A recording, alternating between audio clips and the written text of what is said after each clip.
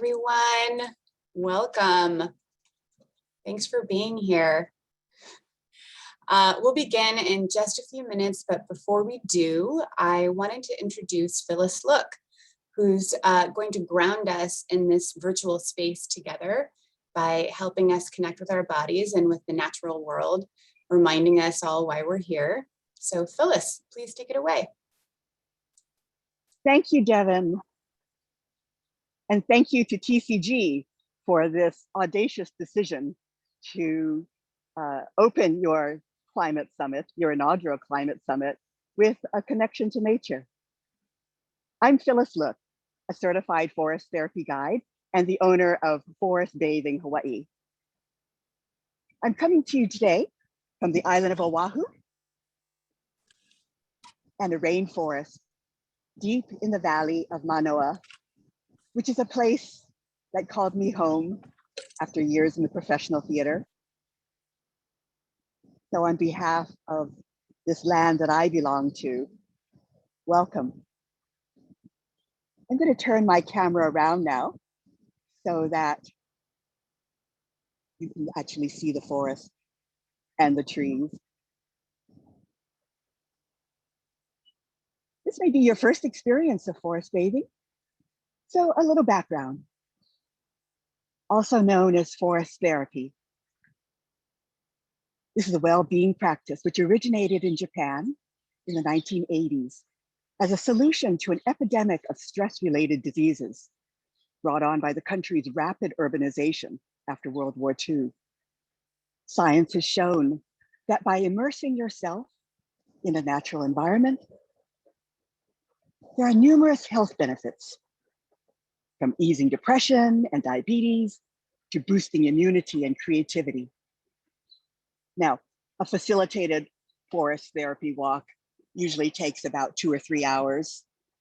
But I think even in today's remotely guided mini sampler, you might find that by dropping into your body, setting aside the worrying mind, you'll start to remember your relation to the natural world. We'll journey together, as I am across this bridge right now, through our senses and our heart to a place of kinship.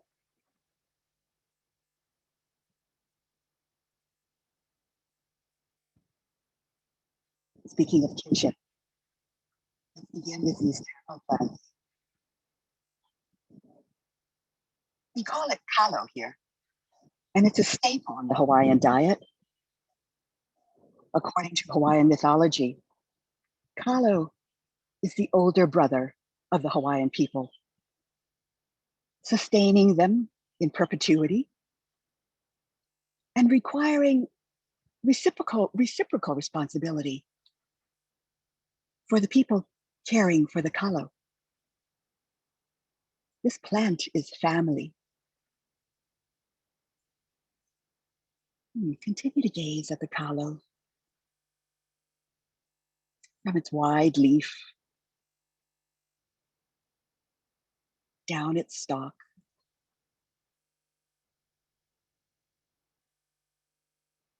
and when you're ready, close your eyes and follow it with your imagination into and under the ground.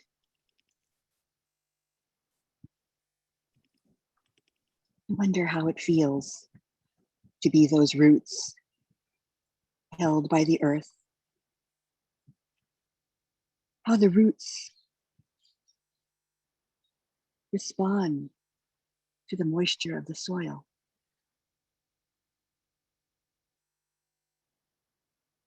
How they grow.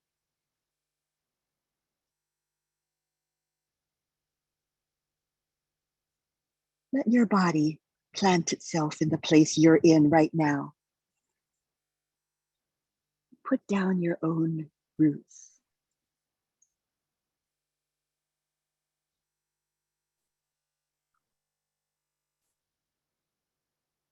Now, keeping your eyes closed. Remember that wide leaf? Wide to better receive the sun? Which part of you wants the sun right now? Is it your face, your back, your feet? Go ahead and follow your inclination and turn to position yourself so that you feel the sun where you need it.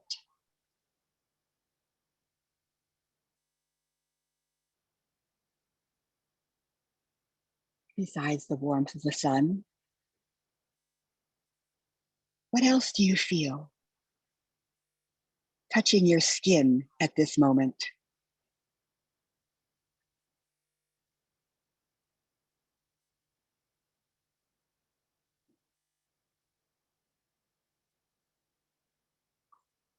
If any of these sensations of touch are pleasurable, give yourself the full measure of that pleasure.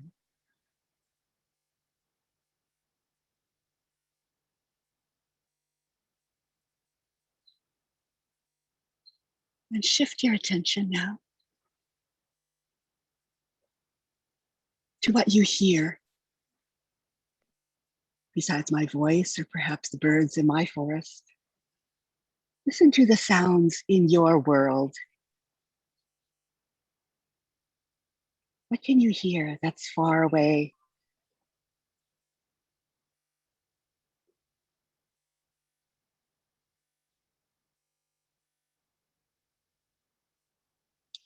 And gently open your eyes. And if you haven't already, lift your eyes from the screen to the sky above you. See it as if for the first time. Sky bathe.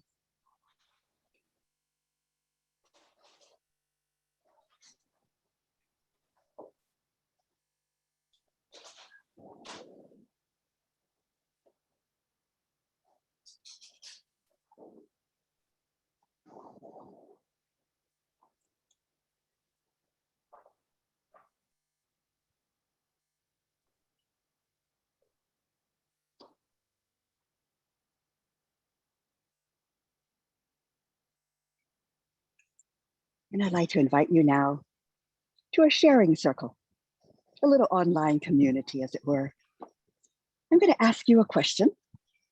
And if you'd like, type your response into the chat. Use 3 words or less. And this is important. Don't hit send until I give you a go. So here's the question. In 3 words or less, what's alive in you right now? Again, hold on sending. Don't send yet. In 3 words or less, what's alive in you right now?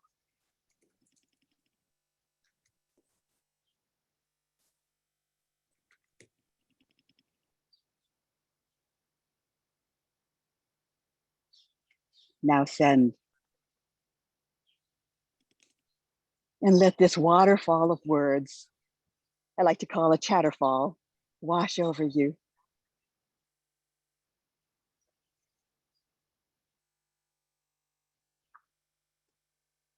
Thank you, everyone.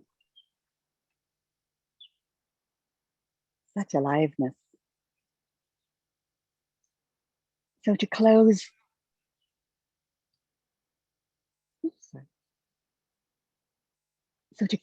our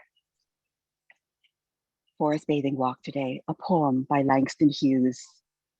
It's called An Earth Song. If you can read it on your screen, you may like to follow or read it along with me. Stay muted. An Earth Song by Langston Hughes. It's an earth song, and I've been waiting long for an earth song.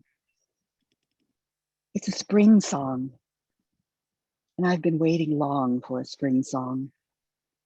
Strong as the shoots of a new plant, strong as the bursting of new buds, strong as the coming of the first child from its mother's womb. It's an earth song, a body song, a spring song. I have been waiting long for this spring song.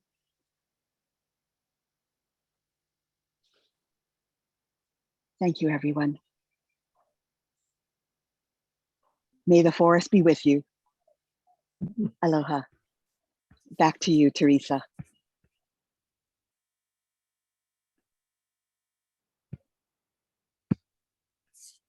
Thank you so much, Phyllis, for helping us to get grounded and connect us to the natural world. That was definitely my first forest bath, and I'm coming back for more.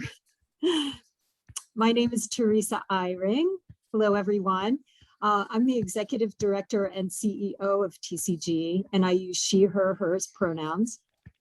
I am a white woman with brown hair that falls just below the shoulder, and I'm wearing brown square-rimmed glasses and a beige jacket with silver and turquoise earrings and a necklace that I purchased at a craft fair in Ashland, Oregon. So I'm just here to welcome you and to say how grateful we are to everyone who has come to TCG's first summit on climate action and environmental justice, produced in partnership with Broadway Green Alliance, Groundwater Arts, and HowlRound. We wanted to begin with Phyllis's forest bathing because we know how much everyone is carrying right now. We've witnessed ongoing state violence against Black and Brown people, even as the Derek Chauvin trial rendered guilty verdict. We witnessed ongoing anti-Asian violence and an epidemic of anti-trans legislation. It's been a lot, and while we hope that forest bathing has helped us all be present, we want to name that it may be hard to stay focused, and we urge you all to take care of yourselves. Adrian.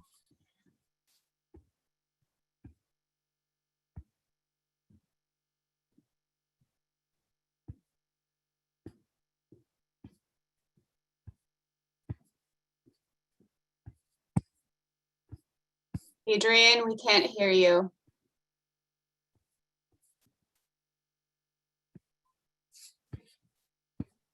Nope, still can't hear you.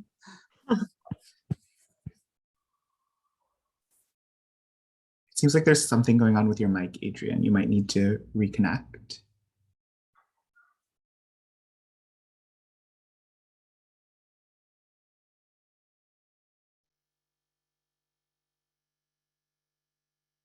Adrian, do you want to exit and re-enter? And Teresa can pick up where she left off for a minute while you do that.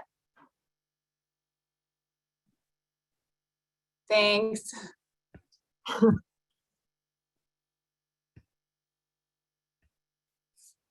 I wanted to just go ahead and let you know that while we're waiting for Adrian to come back, I did want to go ahead and give a land acknowledgement and to let you know that we are zooming in from the land of the Lenape peoples. We're also going to drop TCG's land acknowledgement in the chat and encourage you all to share your own. Theater Communications Group's offices are located on the Lenape island of Manahata in Lenapehoking, the Lenape homeland. We honor the generations of stewardship the Lenape peoples have given to the water, air, and land. As guests, we pay respect to the Lenape peoples, past, present, and future, here in their homeland and throughout the Lenape diaspora. While acknowledgement is important, it's not enough, and we must also take action in support of Native-led movements for justice. We're going to share 3 now in the chat as examples, and I encourage you to share your own.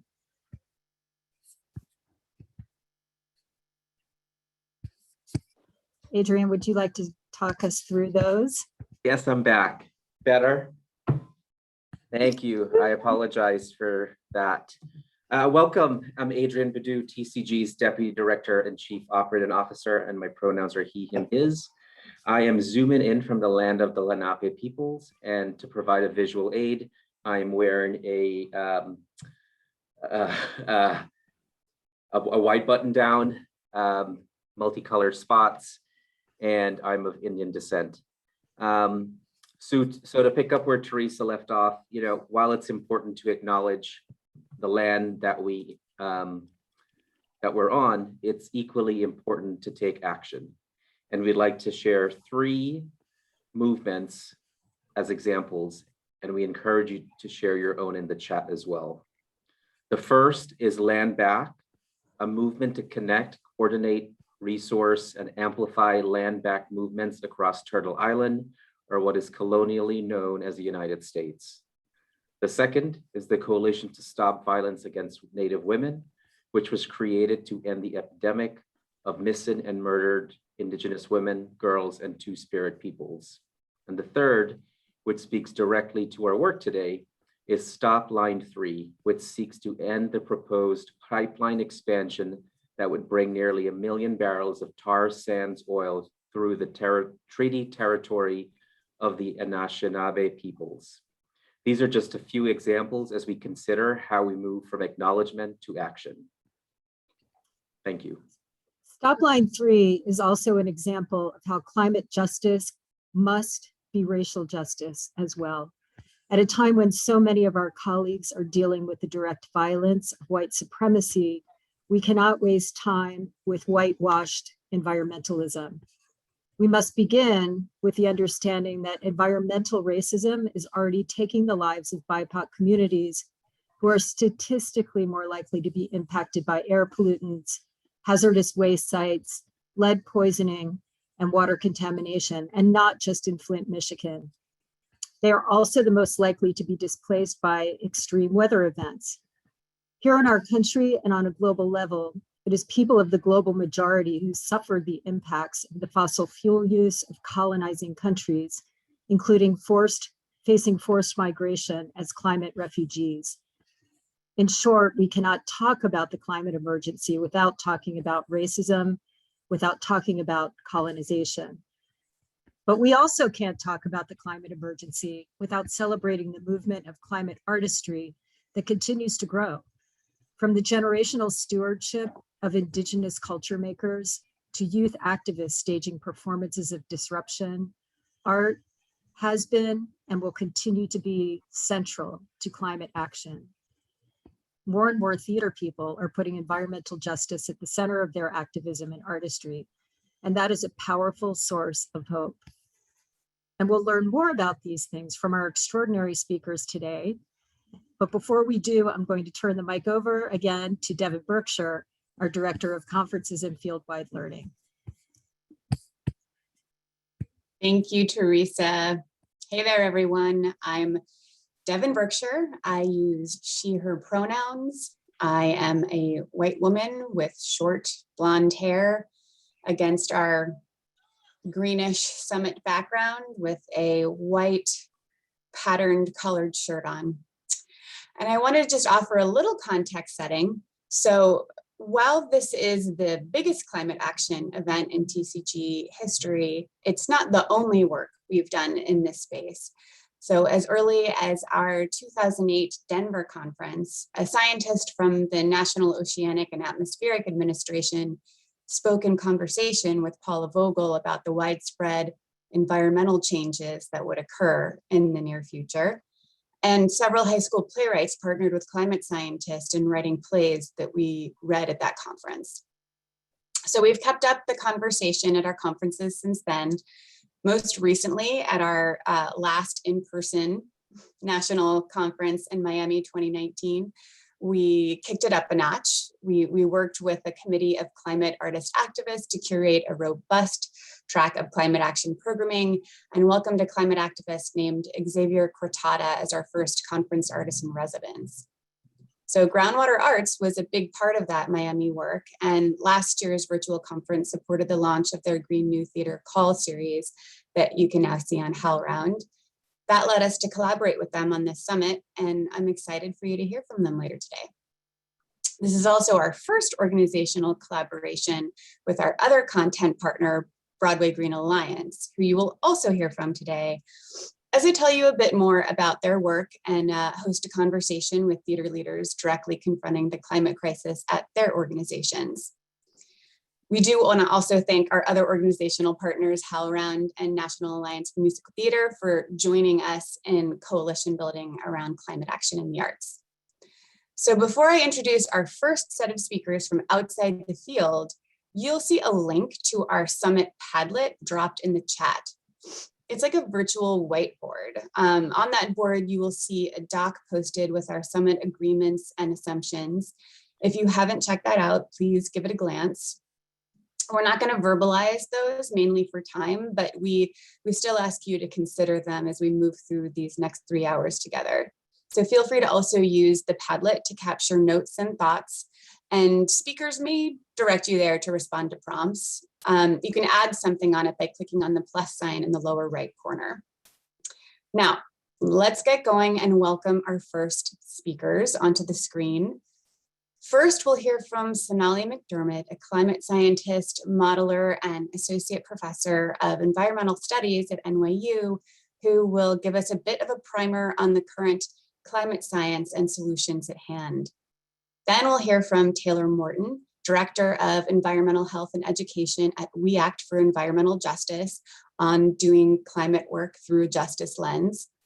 And I'm actually very sorry to announce that Reverend Houston Cypress, who is a Miccosukee artist, poet, environmental activist, ordained minister, and founder of the Love the Everglades movement, who was going to join us from South Florida today, has urgent tribal business he had to prioritize, and sends his regrets for not being able to join us today after all. So after we hear from Sonali and Taylor, and they'll introduce themselves and their work, I will gather them back up for a short conversation, and we will probably have time to take a couple of questions from the audience before we move on. So Sonali, are you ready to take it away? I am, thank you. All right, well, thank you so much, Devin, and to TCG, and for inviting me to celebrate Earth Day, acknowledge Earth Day, and all the justices that we need to fight for during this really incredible, groundbreaking and important period. I am Sonali McDermott. As Devin mentioned, I'm a professor at NYU and a climate scientist. My pronouns are she, her. I am a South Asian woman with admittedly more gray than black hair these days. I'm wearing glasses. I'm wearing a white shirt with whales on them, which I love. It's my favorite shirt. And I'm sitting right now in a bright sunroom. And as Phyllis prompted us to sky bathe, a big bald eagle swooped right through my windowscape, and my husband went running outside with binoculars to take a look. So that was an amazing moment here that I think really speaks to why we're here in a lot of ways. And so normally I am based in Manahata, but today I am speaking to you near the Shawangunk Mountains, near the beautiful ancestral and current homes of the Esopus tribe of the Munsee Lenape people, who were forced to relinquish these lands to first Dutch colonists and other waves of European colonists over time. It's a truly magical place here, and particularly with the arrival of spring and fresh rain, and today we had snow and we had migratory birds. It's again just a reminder of what we're fighting for writ large. So I'm going to share my screen now and talk to you a little bit about some climate science. Let me see. And can I get a head nod? Can people see my screen at this point? Yes, we can. Okay, fantastic. Thank you. So I wanted to talk a little bit about sort of the climate science as we know it and the scientific basis, but I wanted to frame this discussion, particularly today. There is an ongoing climate summit happening right now amongst our global leaders. And so I wanted to look at this through the frame of urgency and also inspiration. And you are currently looking at two different visions of Manahata, what we are currently look like on the right-hand side, and the land as it was managed by the native peoples, the Lenape people, who stewarded this landscape and cherished this landscape for so long. I'll return to these images in just a bit. But first, I wanted to lay out some science and sort of the motivation for some of the urgency that we feel in tackling this problem. And so right now, what you're looking at is a decidedly boring figure, but important. On the left-hand side is a pie chart that shows the composition of our atmosphere. We can see that it's overwhelmingly 78%, close to 80% nitrogen, another 20% oxygen. Doesn't really leave a whole lot of room for other components. There's a tiny bit of argon in there, and then you'll see a tiny sliver that denotes carbon dioxide. On the right-hand side, what you see are other gases, in particular, if you can see my cursor here, water vapor, methane should be someplace there, it might be covering, ozone, nitrous oxide, for example. And these numbers are the percentages that they currently occupy in our atmosphere. Carbon dioxide, nitrous oxide, methane, these are all greenhouse gases. And I show this to illustrate one key point. They make up a very, very, very tiny portion, less than 1% of what's in our atmosphere. However, these greenhouse gases make the difference between our Earth being habitable and uninhabitable. In other words, these greenhouse gases make our Earth livable. Now, the reason that's important is because it only takes a tiny, tiny amount in order to have a huge effect, moving from habitable to uninhabitable. And so a tiny bit more will make a significant difference. And in this case, a tiny bit more greenhouse gases that we are emitting that are derived from human activities has led our Earth to warm. And I show this because it speaks to the humility that I think we need to embody about how sensitive our environment is, and therefore how potent a force we can be on this planet. And so I wanted to play a little bit of this video, I hope you can see it, that shows you carbon dioxide in our atmosphere. You know, we kind of talk about these greenhouse gases, and we know that they're up there, and we know, for example, that carbon dioxide and our emissions is driving change, but what does it look like? And so that's what you're looking at here. This is a satellite-derived product of carbon dioxide that's showing you the trend from the year 2000 up until roughly the present. The colors on the bottom show you the concentration. So as we are hitting yellow, we're somewhere around the 390 to 395 parts per million as of the mid-2000s, the mid-aughts. The line that you're seeing shows two things. One, we see a steady upward trend because we know that we're emitting. The other thing that you see, however, are these peaks and valleys, these ups and downs. Those exist because our Earth breathes. Every time you see a down, the vegetation has grown, it has leafed out, and as that vegetation grows during the growing season, it takes in some of that carbon dioxide, a good amount, and we get a valley. As the vegetation starts to fall and die back during the fall and winter months, that carbon dioxide is released and we get a peak.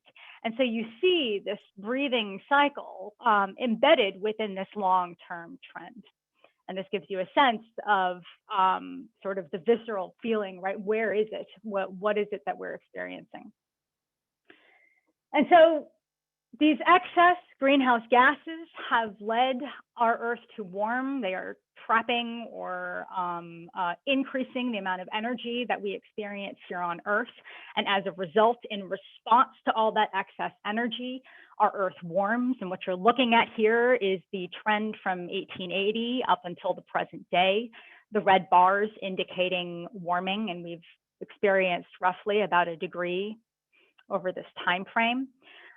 Looking at global average temperature increases, which is what you're seeing here, obscures what might be happening regionally. And so one thing to, as a reminder that we need to acknowledge, right, is that some places will feel the impacts more than other places. And so there are distributed impacts and distributed inequities built into these warming signals.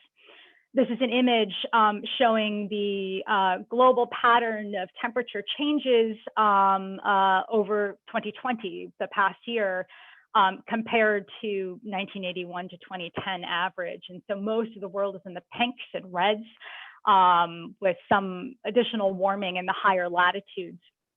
And so what this pattern looks like on the globe is going to influence the kinds of impacts that people feel. Another important component of our climate system is the ice, which I'll talk about again in just a minute. What I wanted to show you here is the sea ice extent. And so what you're looking at is the amount of area under sea ice, in this case in the Arctic, over the course of a year. And the gray that you're seeing is our 1981 to 2010 median. So this gray area kind of roughly sketches out what we typically have seen. And these lines of color that you see on the bottom here indicate sea ice coverage from the last 5 years, 2016 to 2021. 2021 is that blue line. It's not complete yet because we haven't completed 2021. But what you're looking at here is the areal extent. This is the sea ice minimum. So this is the point in the year that we measure the minimum coverage coming out of the summer, right? So this is mid-September. 2012 was the lowest sea ice year we've had on record, and the last 5 years have come closer to that, particularly 2020, than what we've historically experienced. So we have these ecosystems on the planet that are experiencing really rapid changes. And so in light of all of this, we have decided as an international community as of 2015 that it would behoove us to limit our temperature increases to 2 degrees C, or if we are seeking high ambition, which we should, to 1.5 degrees C. So we will not increase global temperatures beyond 1.5 degrees Celsius. And one legitimate question is why? Why 1.5? A couple of things here. One, we're already at about a degree. Secondly, all of these metrics are fairly arbitrary. It's important to note that the science does not say that we should limit to 1.5 or 1 or 5 degrees C. The science merely tells us what the response of the Earth system is, and it's up to us, right? We have the agency to choose what limits we think are reasonable and just, and that reflect our societal goals. So in light of this, and in light of how much warming we already know to be baked into our system, 1.5 degrees C is probably the lowest likely target that we might be able to reach.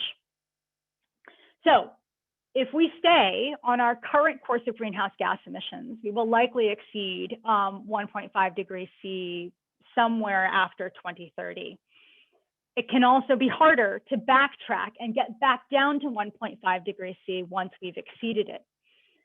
However, if we act now to remove as much of those greenhouse gases as possible and achieve net zero targets, we can aim to limit our warming. But if we wait too long, other feedbacks might kick in. And this is an important point that I wanted to cover here. And that is, why 1.5 and what are these elements of the climate system that might make it difficult to reach that? Well, the first concept I wanted to introduce is this inertia, right? our whole climate system can hold a lot of energy before it starts responding. And what that means is that it takes time. There's a lag between when we start imposing change, emitting greenhouse gases or stop emitting them, and when we feel the impact. Part of this, in large part, is due to our oceans. Our oceans are vast and deep, and they can store a lot of energy.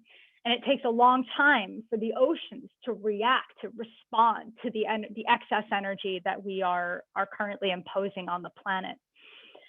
And so once those oceans start to heat up and once they start reacting, we can expect to feel more of the response, and that will happen over time. And so another way to think about this is that there's already a certain amount of warming baked or locked into our system, and we are trying to mitigate any more of that from impacting our lives. The other thing to bring up is this concept of feedbacks. And that is that it's not just about the greenhouse gases. Yes, our emissions are what is driving the change, but that change can impact different components of our planet, for example, like Earth's ice. Once the ice starts to change, for example, this can further amplify some of the initial warming that the greenhouse gases caused. We call this a positive feedback. It amplifies the disturbance. And so the more that we act with urgency now, the more we can limit the extent to which these feedbacks operate. And yes, there are negative feedbacks that will counter that initial warming, but when we start to add them up over the course of our climate system, we find that the amplifying effects outweigh many of the negative, the weakening effects. So these are important things to keep in mind. Now, that doesn't mean that we're not experiencing climate change already. Climate change is here. What you're looking at on the bottom are relative risks across different ecosystems, different components of our society and global ecosystems. So warm water corals and mangroves, the Arctic, crop yields, even tourism. The color that you see here, which is shades from yellow to purple, indicate the risk. So where you see movement towards dark purple are areas that are experiencing high risks as a result of climate change. This gray bar that you see cutting across is sort of where we are right now. So even at 1 degree C, warm water corals are experiencing very high risks. And so there's reason to cut our emissions and bring that down as soon as possible in order to preserve some of these ecosystems. Other risks are less well constrained, but this is all to show that climate change is here, it's happening now, and even despite this baked in warming, we're experiencing some of these impacts now, and that should be justification for doing something urgently and quickly. What if we fail to surpass this goal of 1.5 degrees C? Well, here what you're looking at are two maps in different shades of red, as you can see. On the left-hand side is sort of a best case scenario. So high mitigation, getting close to the 1.5, but a little bit above. And even under some of the best case scenarios, we experience some warming. That's all the yellow that you see. Of course, there's a worst case scenario where you see in the red, which is very high end warming. And we show this not to scare people, but to show that, again, we have agency and we are in control of the futures that we present ourselves. So what do we have to do to limit to 1.5 degrees C? Well, we need to reduce carbon dioxide emissions by 45% by 2030 and reach net zero by 2050. We need to be taking out of the atmosphere as much as we are putting in order to achieve these targets. And these percentages are from a few years ago now, and so the ambition levels have increased. There's a big entry point for renewable energy. We need to ensure that most of our electricity comes from renewables by 2050.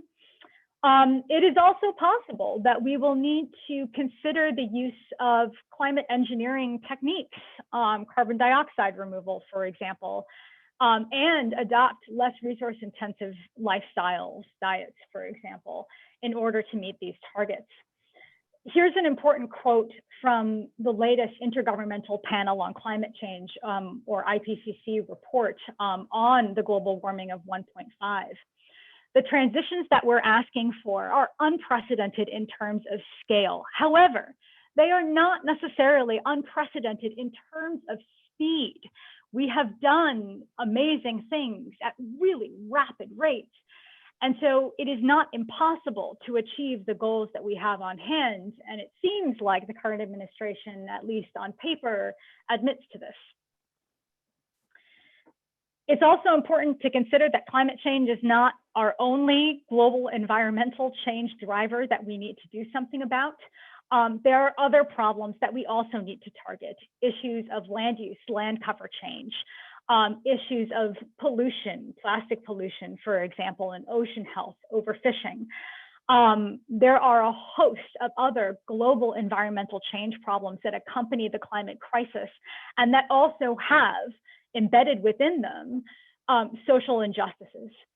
And so we need to rectify these things holistically, comprehensively, and not just target a 1.5 degrees C goal. This is a image from the Climate Action Tracker. I think many of you will have noticed today, if you're based in the United States, that we have now committed to a 50% reduction in our greenhouse gases by 2030, which is much more ambitious than we have previously committed to.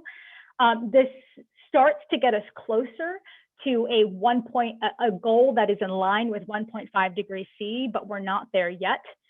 Prior to this point, our actual efforts were deemed critically insufficient, consistent with a world of greater than 4 degrees C.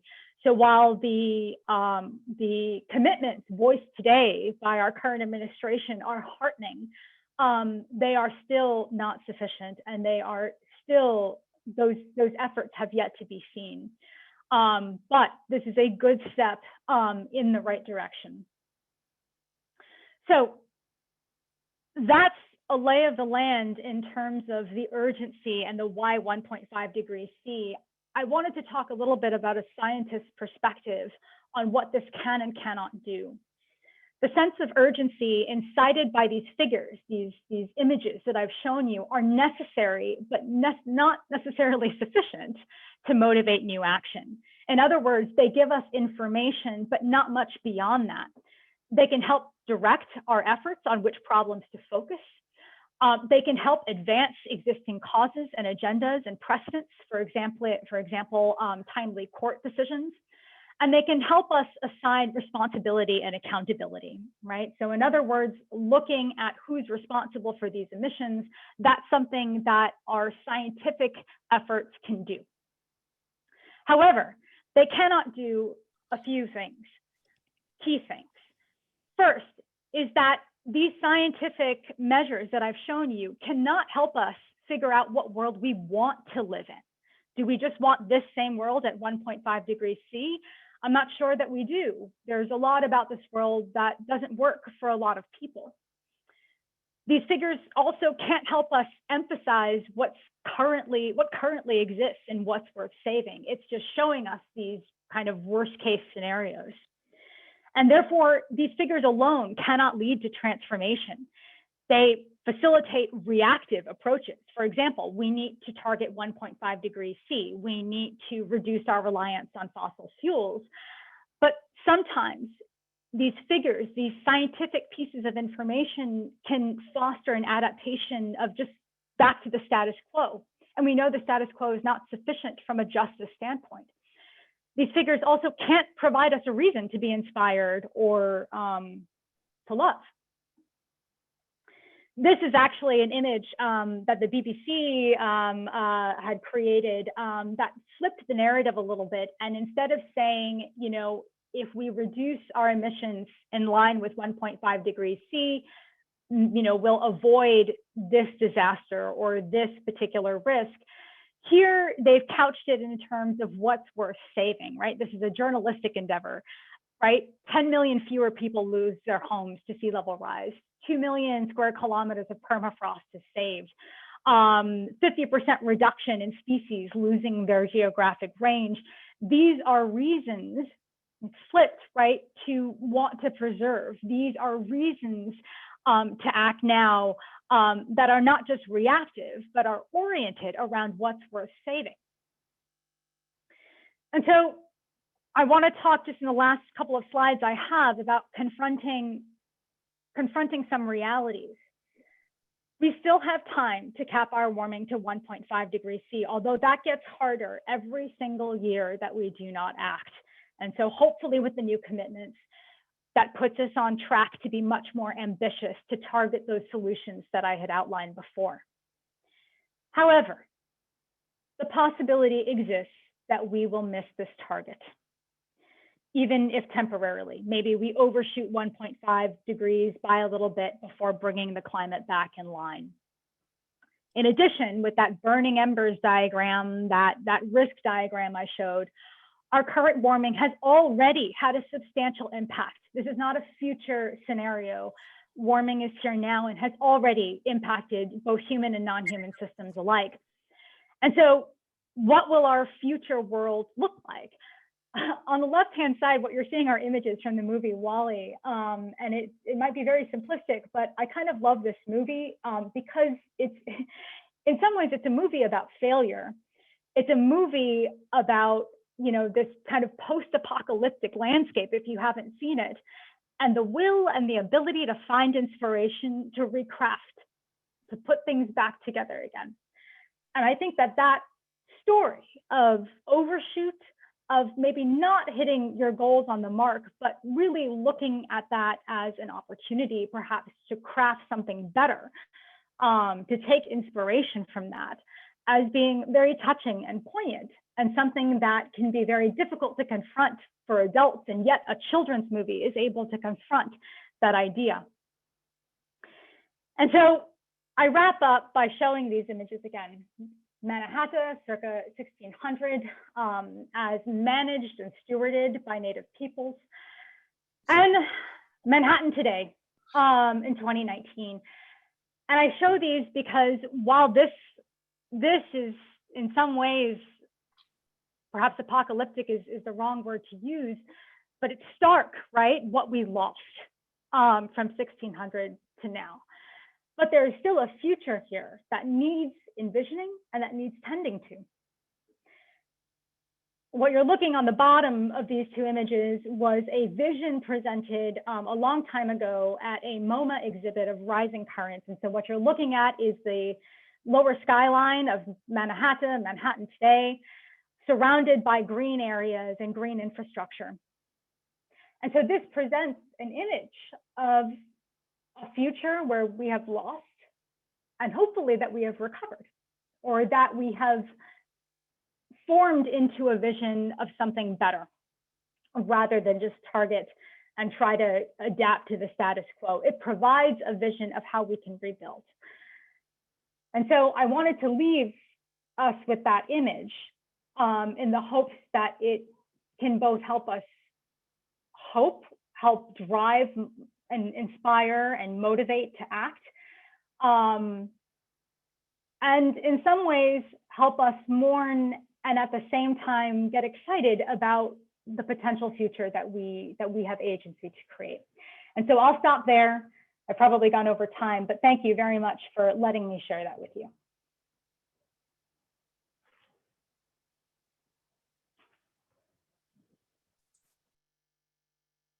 Thank you, Sonali.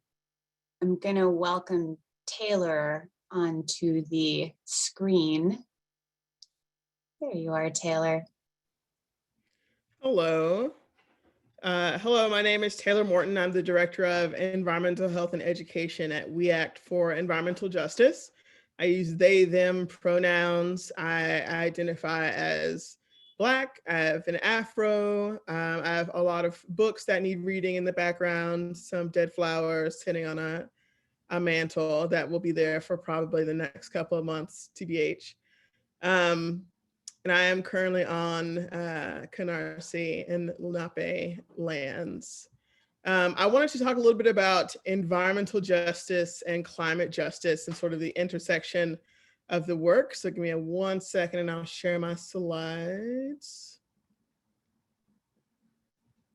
Can you all see this? Great. Fantastic. So I'll talk a little bit about the work that we do at We Act for Environmental Justice and who we are.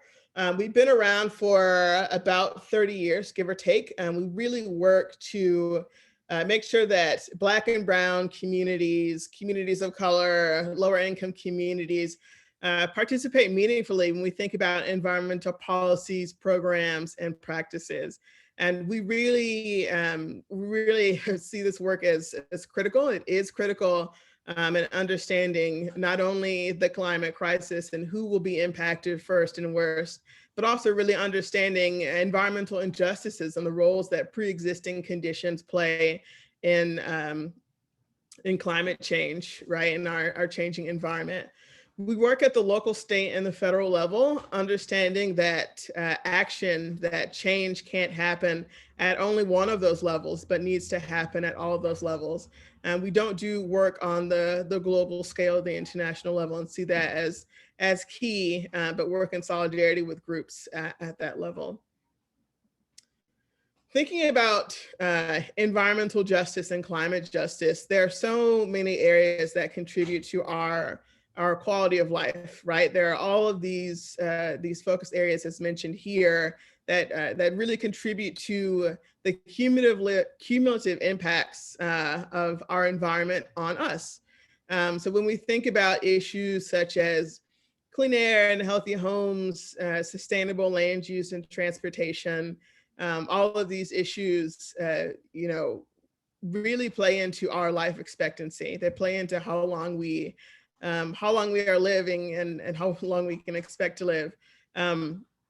But really seeing climate as a key part of this as well, right? That climate will also have an impact on our life expectancy, and that we'll see those impacts become first and worst in Black and Brown communities. And one thing I wanted to mention from Sonali's presentation as well is when we're thinking about impacts, when we're thinking about what we will preserve as it relates to our environment, that also includes who will we preserve when it comes to our environment. When we think about sacrifice zones, when we think about communities who will be impacted by climate due to their location, due to the resources that they do or don't have to maintain resiliency, due to the pre-existing conditions that they have, due to environmental degradations that are no fault of their own. All of these things really come into play when we think about community resiliency.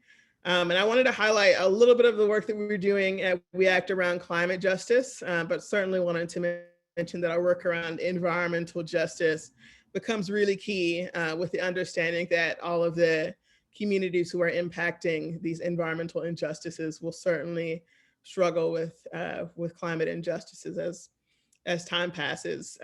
We Act have campaigns in all of these focus areas, and a couple that aren't mentioned here. We'll dive into some of our climate justice work, understanding that we have several different types of campaigns under our climate justice umbrella. I wanted to start off with a couple of key terms so we're all on the same page. Thinking about environmental justice is really focusing on fair treatment and meaningful involvement when we think about folks, regardless of their background, and environmental policies and practices. This is really key to the work that we do. The fair treatment and meaningful involvement is really key to the ways that we understand climate change and climate solutions, right? That we can certainly bring solutions around climate that may be useful for some groups, may not be useful for all groups, and that certainly cultivate that sacrifice zone understanding, right? That if you can't afford the climate solution, if your community can't afford the climate solution, if it's not if it's not suitable or dependent on resources, that it won't be achievable for everyone, and folks will definitely be left behind. When we think about climate justice, we definitely want to think about, as our climate is changing, folks who are going to be impacted first and worst, and that could be due to compromised health, financial burdens, social and cultural disruptions, but really understanding that the climate justice that we're demanding is that folks have a right to resiliency. You have the right to survive at the same rate that other folks are surviving, and that you aren't left behind because you don't have the resources, you don't have things that you need to really keep you safe and thriving in our changing environment, and that you aren't living in a community that is shouldering the burden of climate impacts. And these can be really complex when we're thinking about climate solutions on the local, state, and the federal level. But this idea that resiliency is a right is really key, because currently what we have is resiliency as a privilege. Again, I wanted to really highlight that life expectancy is really key, right? Our life expectancy as is really shaped by our zip codes and what resources we have access to, whether or not you live next to an environmental hazard like a factory or a highway or anything that will negatively impact your health. And that life expectancy is built by a lot of different pieces. So thinking about some of those focus areas, clean air, whether or not you're exposed to mold or lead or any of these other issues, but certainly you're really built by race and access to wealth and generational wealth and all of these other pieces that are more social in nature, but definitely shape our access to resources. This is just an example in New York City, but I think the maps really add a really great visual element to understanding life expectancy. And there are also a lot of really great tools. The Robert Wood Johnson Foundation has an interesting tool where you can go in and type your zip code and it will tell you your life expectancy. The tools differ depending on how they calculate life expectancy and all those other sorts of things, but something to definitely think about. I wanted to lift up the work that we've done on the Northern Manhattan Climate Action Plan. So when we're thinking about not only ways that we can engage around climate at a national level, but understanding that the local and state levels are really key and really important in cultivating not only that tangible change that we can see, but really making sure that Black and Brown communities, lower income communities, Indigenous communities have that ownership over resiliency, and that there's a really big difference when you don't have an ownership over the resiliency and the ability to make plans and create plans that will really allow that higher understanding of climate resiliency versus here or shore generated plan on how you can be resilient. So we work with our members and Northern Manhattan to do a combination of what we call serious games. So sort of scenarios around climate to understand and sort of build out the things that they would need in a climate emergency and the different types of climate emergencies that they would specifically face. And there are recommendations for policy changes.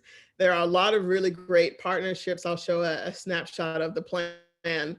You can find it on our website. It's in person. It is like a huge brochure that takes up like half of a table.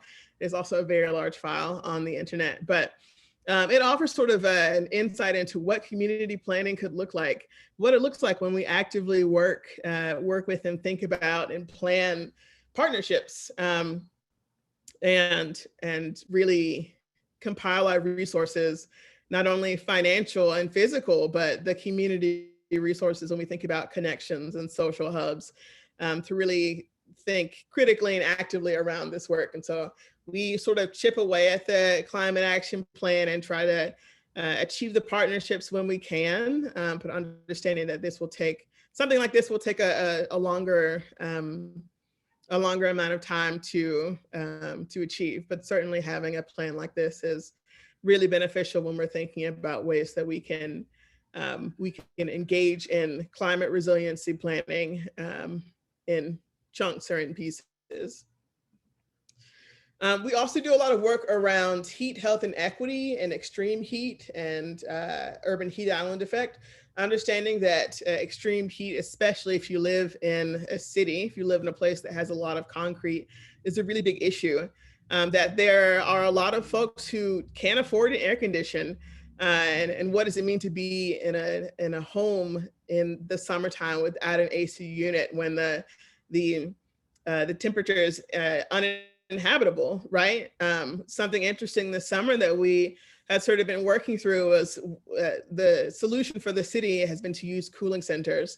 And that we've been wanting to improve the cooling centers, and that's been really key in our work and that we've been doing at the local and the state level. But what does it mean to use a cooling center during COVID, right? Cooling centers are spaces that are public spaces that have air conditioning and some sort of cooling element to them. They offer water and other sorts of things, but you can't use that during COVID with other folks around. So we were able to comment on a couple of initiatives and work with the city to make sure that folks, especially folks who have pre-existing conditions or seniors, have access to air conditioning, and that they are not avoiding COVID, but run up against heat stroke and other health-related issues when it comes to heat. We've also worked around renewable energy, understanding that jobs and just transition is a huge part of climate, right? Not only from we want our energy to be renewable, but a lot of folks who work in the fossil fuel industry or another non-renewable industry need jobs, that we can't just transition our energy without also transitioning jobs to folks and training folks to work actively in this work. So we have a worker training program that we have engaged with our members, and that's been really productive and good, but we really work actively to make sure that we foster green job opportunities, especially as it relates to the just transition. We also work with folks in a solar cooperative and have a green jobs report. And I think that's one of the things we're really excited to see in the future. In this moment of opportunity, is an opportunity to expand around green jobs and really survey the field and see what folks have been doing. We've been doing that on the state level and with our different solar farms with the Sun Solar Cooperative, but also have been doing that with our green jobs report at the federal level. Understanding when we look at environmental policy at that level, that's one of the things that we want to see. We've been working with our EJ Forum, a group of environmental justice leaders who also want to see green jobs to think critically around this. And so some of those outcomes and takeaways in that work have been included in the green jobs report. And the last thing I want to mention is that education plays a key role, right? Understanding that that it's hard to be an informed citizen and an engaged citizen when you don't know the issues, right? And that our educational system as it currently exists doesn't require folks to include climate change as an issue when we're engaging in this work, when we're engaging in traditional education. And so something that we've come up with is the EHJLT, is the Environmental Health and Justice Leadership Training. And it was created in 1998 and was really key and has been really key in making sure that our community members are informed before they engage in our work. And it has expanded to include some of our climate justice issues and topics. And so we have a couple of workshops that are related to climate, specifically understanding that we want this work to be community-led, and we want members of our community to feel informed about these issues and comfortable having conversations and being able to think critically about both environmental justice and climate justice solutions. And we have a couple of cohorts coming up this spring and summer that I'll drop in the chat the link to, but the virtual cohorts are open to anyone. If this is the first time you've heard about environmental justice or climate justice, you are welcome. And if you are seasoned professional, you are also welcome. But I think it's really key to thinking critically about everything that's happening in this moment around climate and environment, and having a deeper understanding about how this work has been done in the past. We are also a membership-based organization. I highly recommend folks plug into us through our membership if you want to know more about the work that we do. And we're also on social media. I know it says see below. We're at We Act for EJ. There are a lot of Earth Day events we have going on currently, but we do a lot of work year-round around environmental justice and climate justice. And I think that's all I have.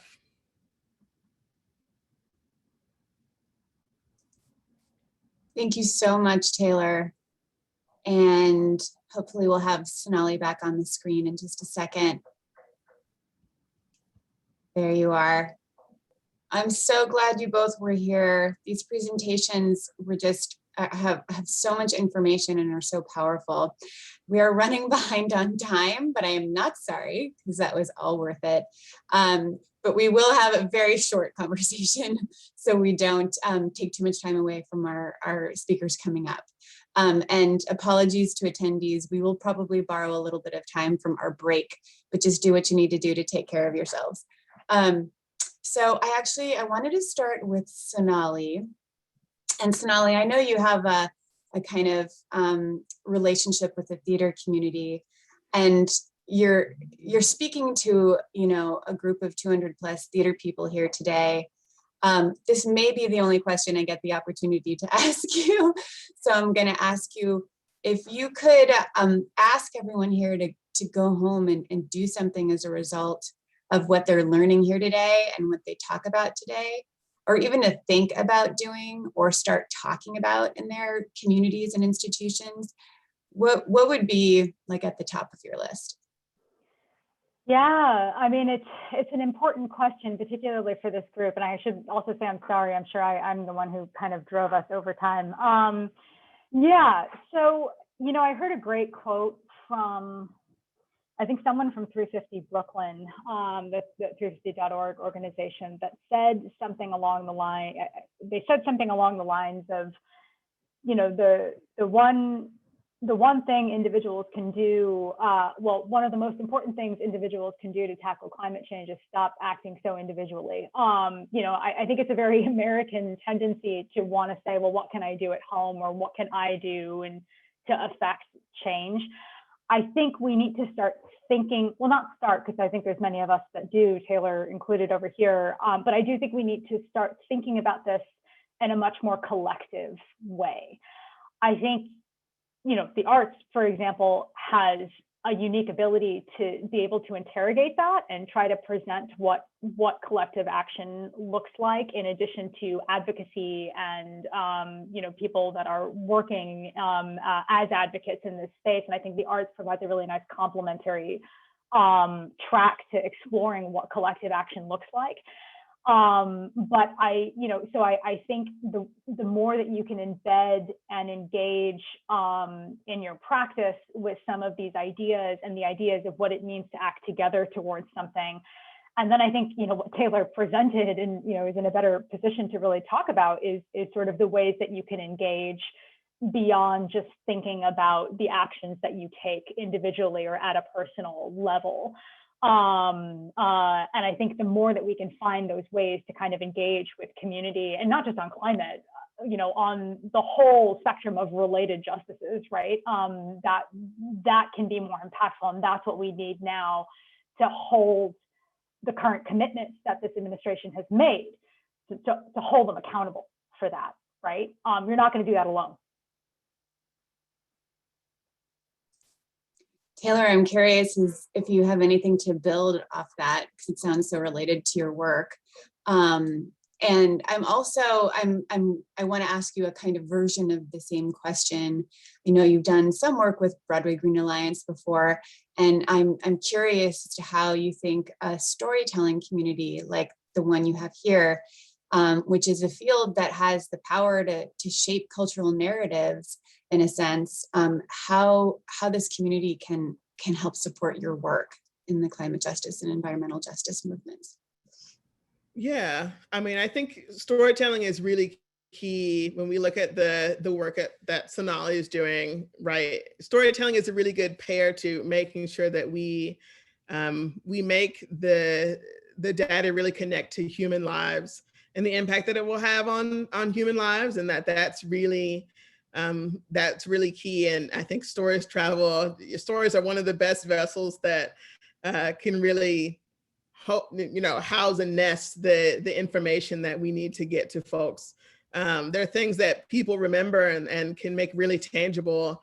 Some of the really important and key things that Sonali was talking about when we think about the big climate impacts and can make them really tangible. I know I work in education, and sometimes working with students and presenting a lot of information can be really overwhelming and stressful and feel like there's nowhere to go. We're sort of doomed, right? But I think really pairing that with personal narratives on work that people have been doing and work that scientists are doing and all of the things that have been happening for such a long time is really key to not only crafting out a narrative around climate change and climate justice that is going to propel us in the future, but really helps us with the accountability piece that Sonali mentioned, right? At the international, national, local, state, federal, all those levels, and that it's really, that accountability piece is key to whether or not we'll achieve the goals and whether or not folks will be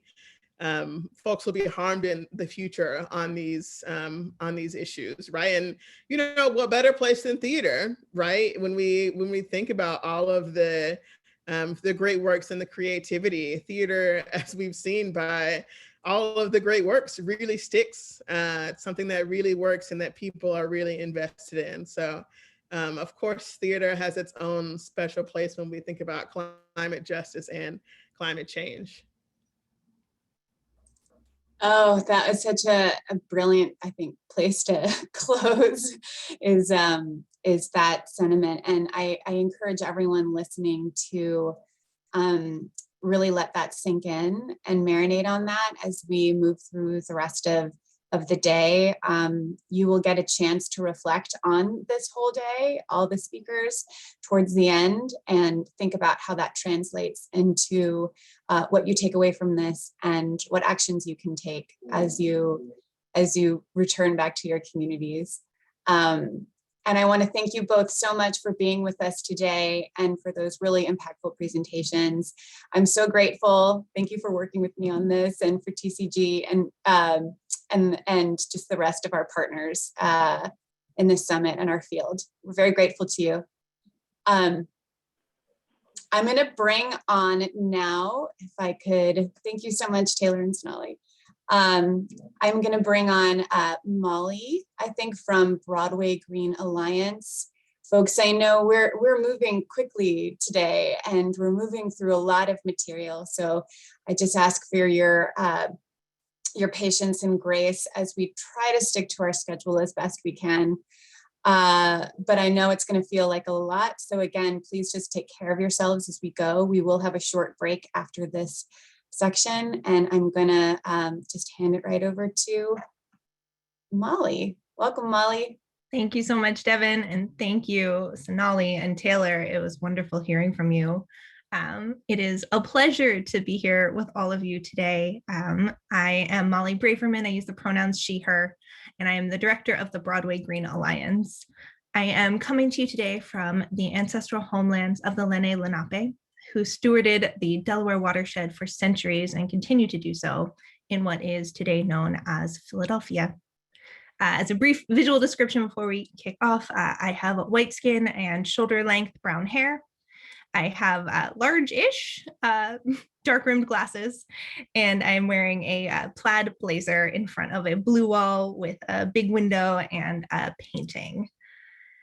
So with that, I am going to lead us through a speed round on background on the BGA before we can then turn the spotlight quickly to our three panelists that we have here today. So if you don't mind share, on cue, that's the way we like it.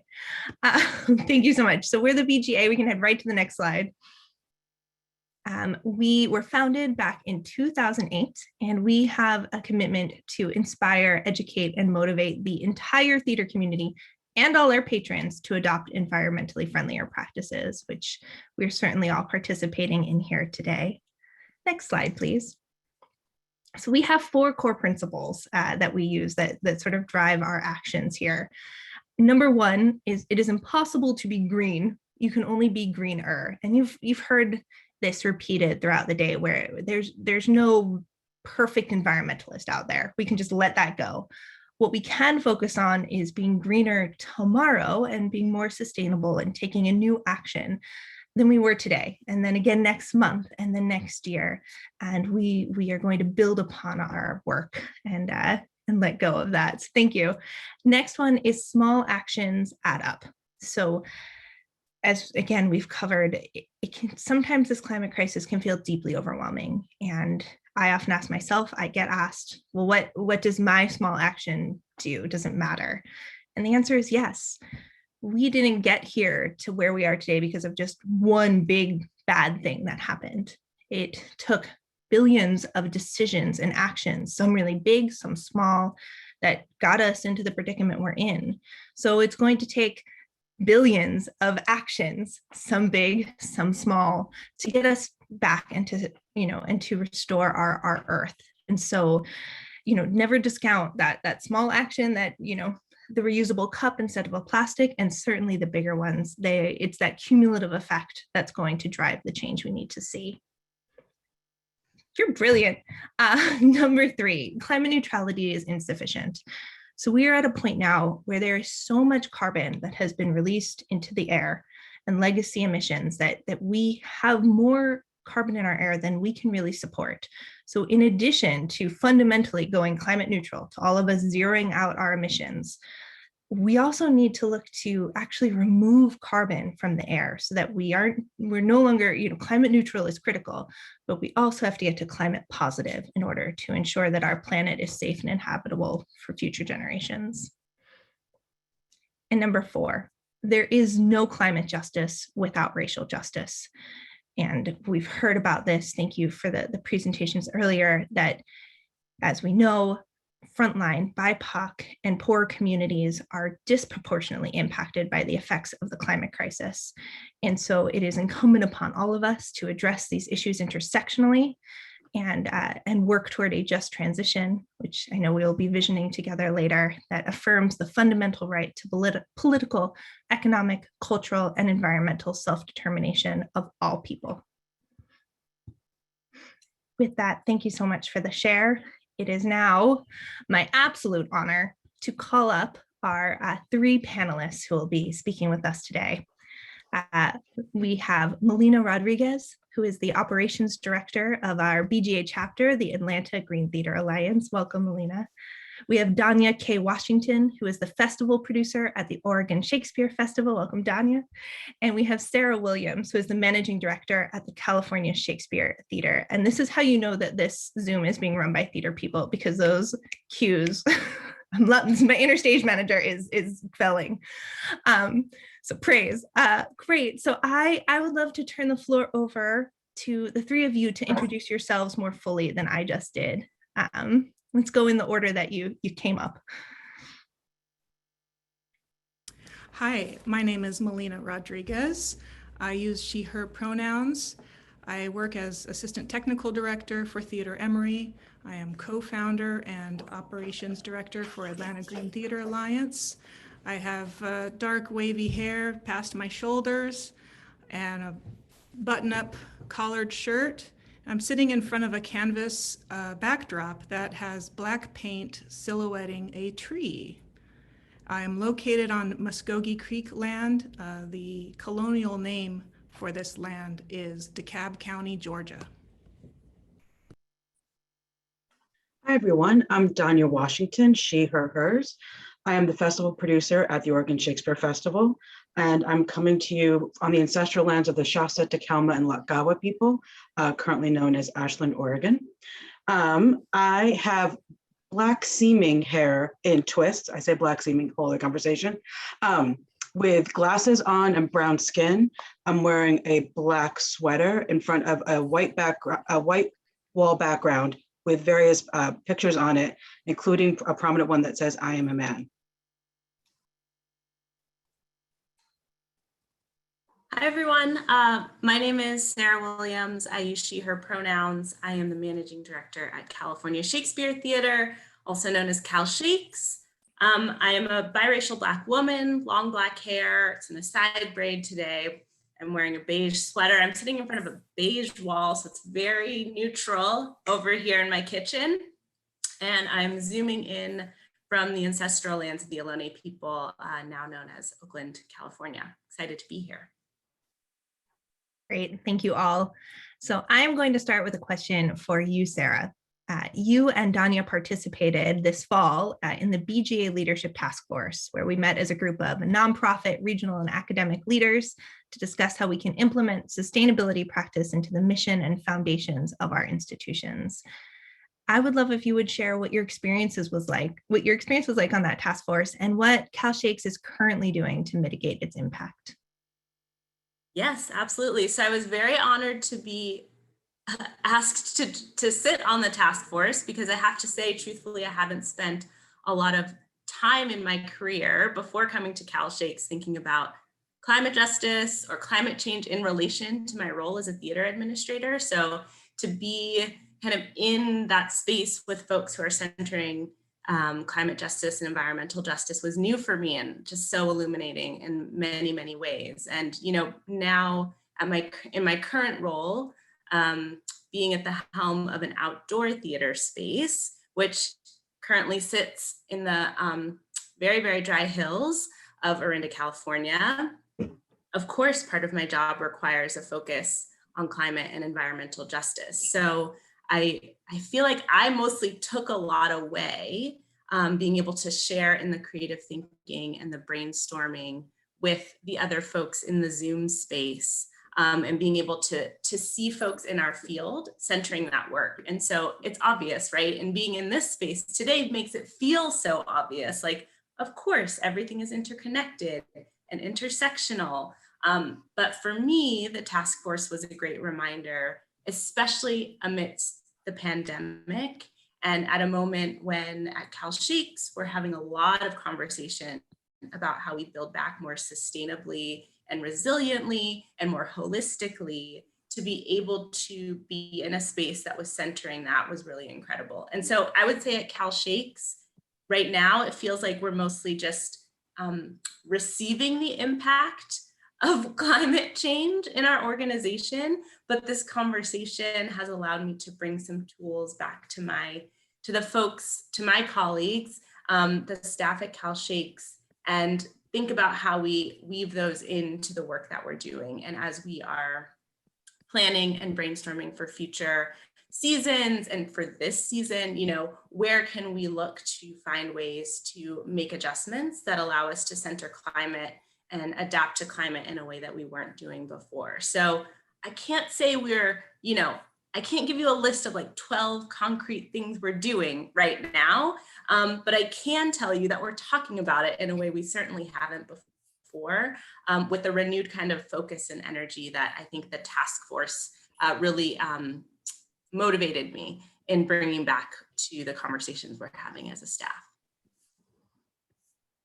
Thank you so much, Sarah. And as we know, talking about it is climate action. So you are taking climate action. It's a step. It's a step, one of those small steps that you're talking about. Exactly. They all add up. So thank you for that. Danya, I'd love to turn to you and see if you could share about your experience also having sat on the task force, and what sustainability initiatives are happening at OSF. I also know that you have a lot of thoughts on what it means to add a sustainability position to a theater company, and I'd love to hear those. Yeah. Similarly to Sarah, like I haven't spent much of my career focused on this, even though it's come up as a human at different points in time. But what I found working for a place like the Oregon Shakespeare Festival, I work with a lot of people who I think in part because of where we're located, this is key and central to a lot of folks. And I've learned so much from my colleagues. And what's been great, so what was kind of fascinating was I got invited to join the BGA task force. And at the same time, we started a partnership with Leadership Portland. And if you're not familiar with leadership groups, they happen all over the country. Basically, corporate people come together from different companies, work on a group project as consultants for other organizations. And we got nominated to do that. And they were tasked with helping us come up with a business case for our board and for our endowment board for more sustainability efforts for some specific things as well.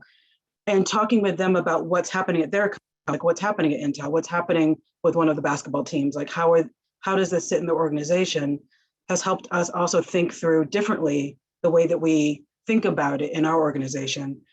And what was been interesting between the Broadway Green Alliance and Leadership Portland, using those as like focal point to spur us internally, a group of people gathered together to look back at what had been done before. Because at OSF, the Green Task Force is a voluntary group of people, comes from all over the organization.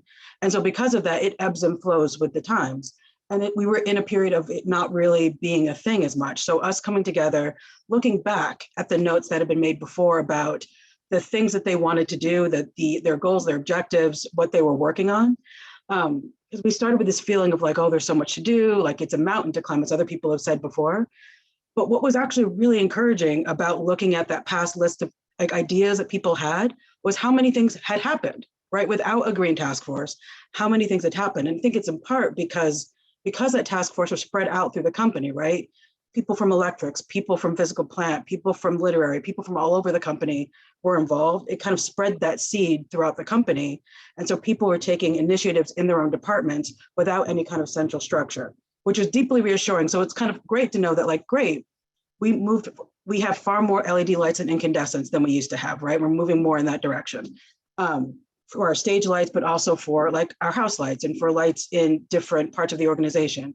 We have timers on almost all of our lights in offices now and things like that that weren't true the last time that Green Task Force had met and written out these things. So that was really exciting to see what had happened without that central force. But in talking about it and working with each other, and we started to think about what would happen if we had someone at the festival, somebody at any theater company, where if there were a person this was in their job description, that ebb and flow might be able to be tempered so that it could be a little bit more consistent. And so we started doing some research too, to figure out like, does this job exist anywhere, right? Because before we even think about it for our own theater, it's kind of like, how would this work? How would this function? And it got us, I reached out to Molly and to folks at the BGA. Ken's like, do you know of anybody? Because in our anecdotal conversations, we didn't know of a theater company that had somebody with that in their title, right? Like a job that is about that. And in talking with Molly and folks at BGA, we found out the National Theatre in the UK does have a position like this. And we were able to talk to them and their production manager. And one of the things that was fascinating to see is one, how it's still a partnership, right? It's like we talked to both the production manager and the sustainability person, because his job isn't just about the shows themselves. It's also about the building. It's also about government contacts. It's the whole package. And so while it was great to kind of get a sense of what that position could be like, it was also a good reminder of how interconnected the work we all do is. And something else we also learned from them too is part of government funding that they receive each year requires them to name their carbon footprint, requires them to name what their mission, like requires them to name those things. And so it is far more common for them to pay attention to that.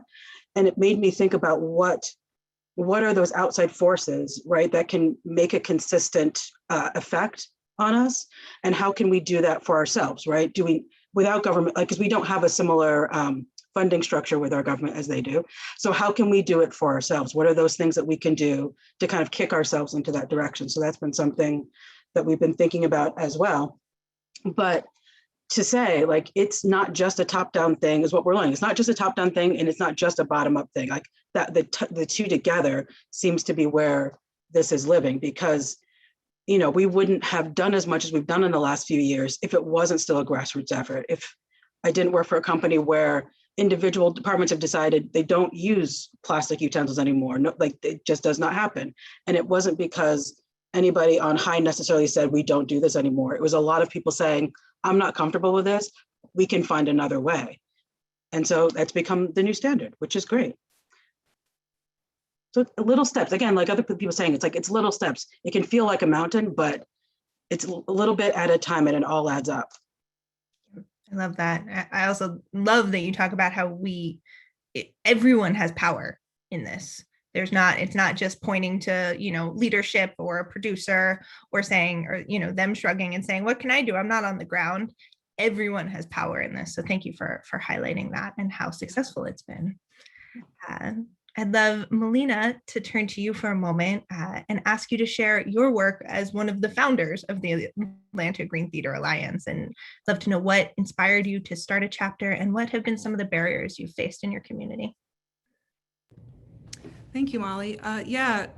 Working at Theater Emory with students, varying designers and faculty, we were experimenting with some initiatives to try to keep up with the Office of Sustainability initiatives at our college.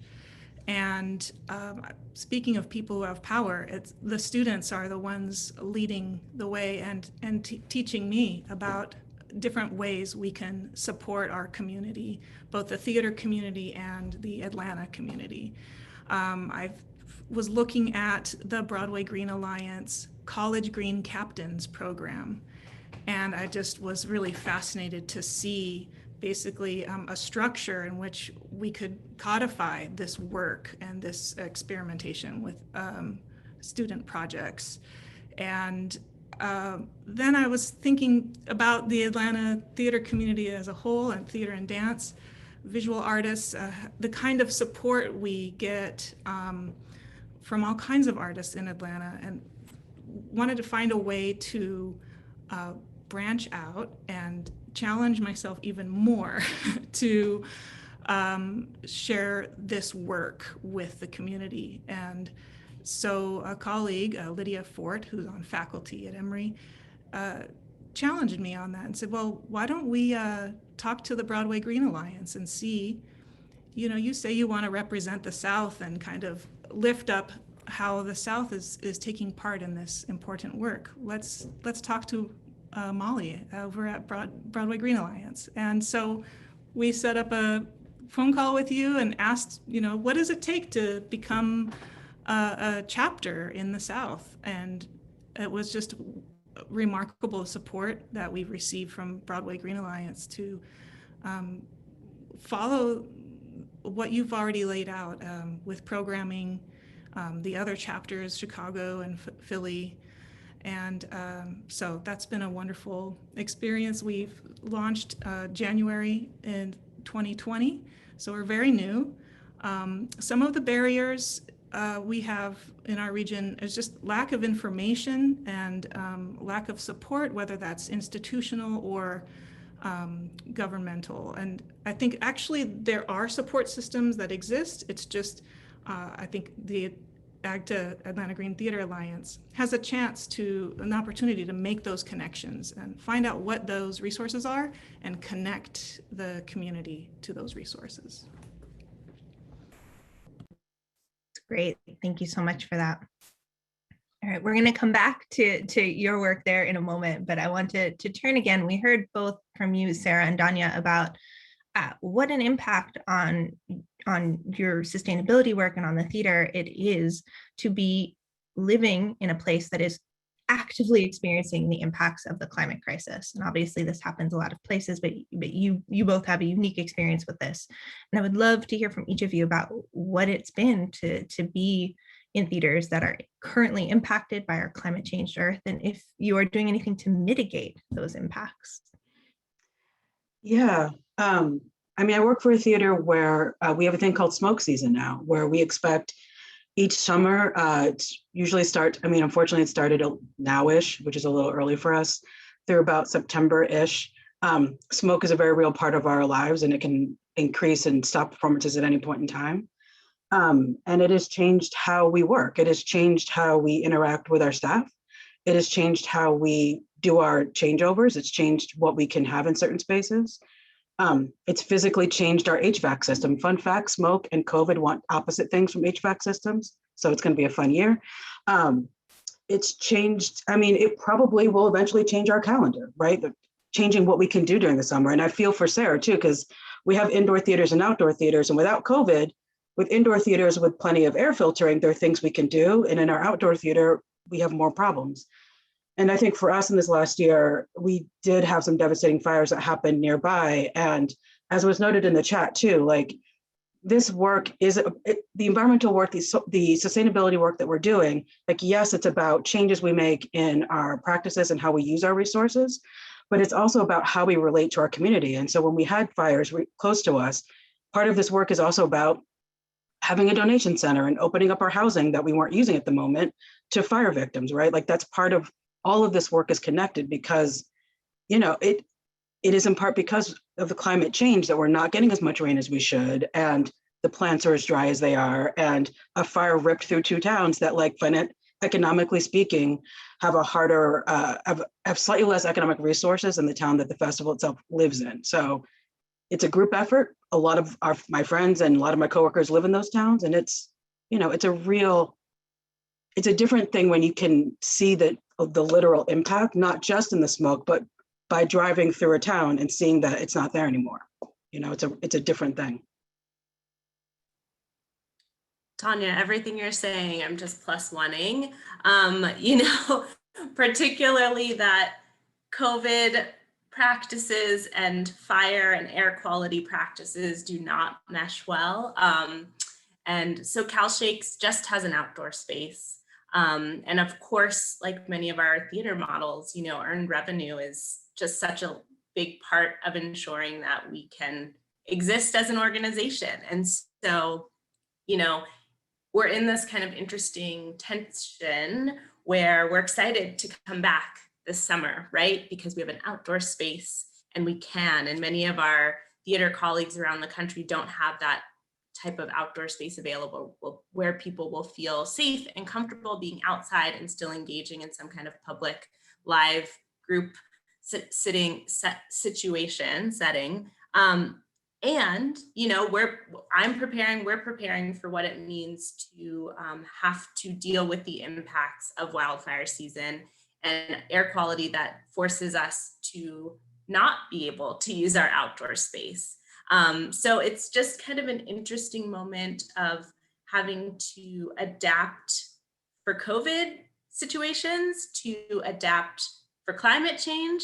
And all of this, I think, as Danya was saying, like really asks us to think about what it means to be a resilient organization. And I think a lot of that, for me, what that feels like is how do we think about partnerships in a different way?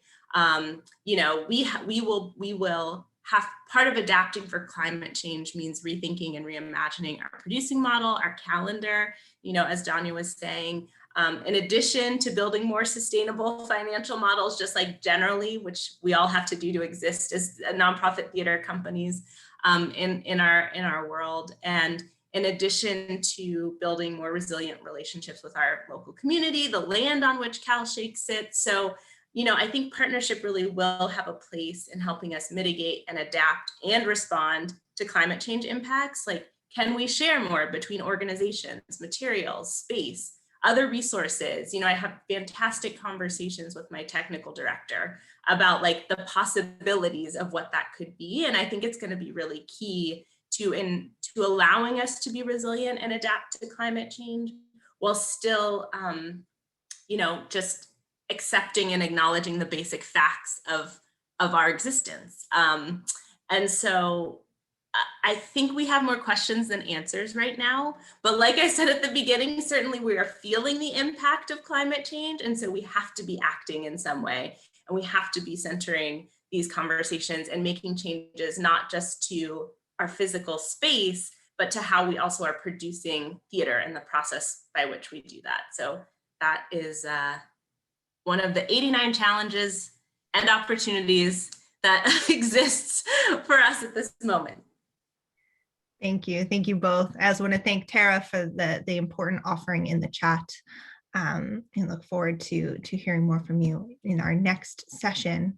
I am really intrigued by this conversation about being in community. And with that, when I turn a question to Melina, who worked directly with the community on 2 collection drives over the winter with 2 mutual aid organizations. And I'd love to hear about your experience there. Yeah, so the Atlanta Green Theater Alliance tried doing a winter drive. And what happened was our theaters were closed.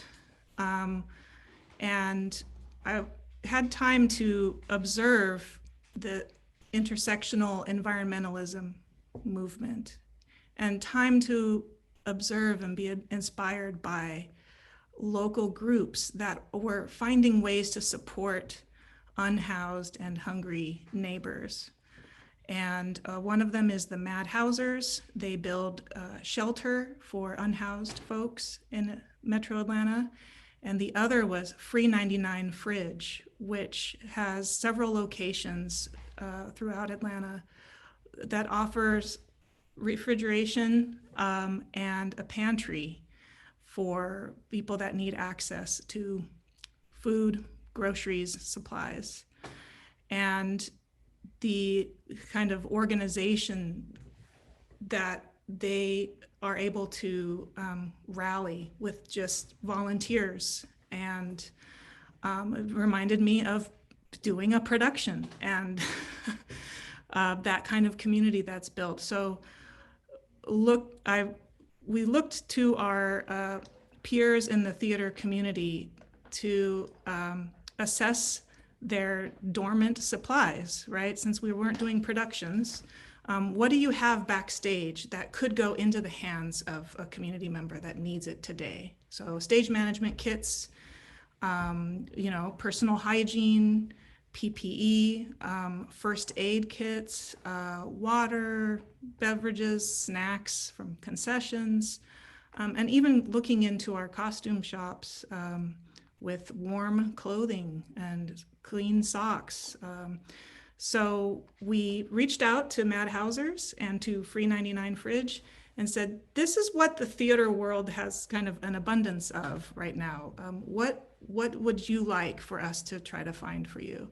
And they gave us their wish lists, and we reached out, and it went beyond the theater community into maker spaces and local businesses. And it turned out to be a 7-week project where we collected and distributed all kinds of materials to people. And one of our biggest supporters was the Atlanta Theater Artists for Justice, who had a bunch of stage managers and amazing theater artists who really were deft in collecting these kinds of supplies for the solidarity marches in June for racial justice and for our elections in Georgia, both in November and January. And so we asked them, once the January election was complete, I said, do you have any leftovers? Could we take these to the fridges? Could we take these to the Madhousers? And they came through. It was amazing. So yeah, that's the project summed up. Thank you so much for sharing that. We are approaching the end of our time. I just want to, first of all, I love challenge tunities in the chat there. And thank you, Maggie, for sharing about the really incredible crowd sharing resource that Chicago Green Theater Alliance, another chapter, has had for an incredibly long time and is really successful. So please do check that out. We have to wrap, but we have one final question. I'm going to ask you all to do in like 5 words. This is doable, right? I just want to know what drives you all in this work, because you all are incredible examples of folks out there doing this. So your little, just a couple words about what drives you. Melina, you're lit up. We'll go with you. Start there.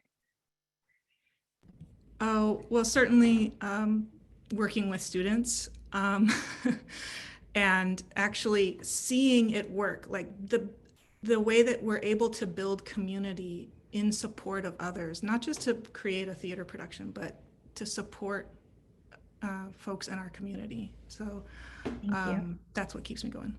Thanks. Go for it, Sarah. Oh, sure. Okay. Well, I mean, I'm driven. I would say what drives me overall in working within the field of theater is that artists are always at the forefront of change. And so that continues to motivate me and inspire me. It's the fact that artists are centering, all of the most vulnerable right now in order to make real change and make lasting, sustainable change. So and I want to support that. So that's what drives me. Thank you. I think what drives me is both community, like what happened to this community after the fires, like the way that people came together, just the interconnectedness of us all, like really was very inspiring to me. And I think the other thing that drives me is where I live right now, just the very real thing that is climate change. Like I can look out my window and see it right now.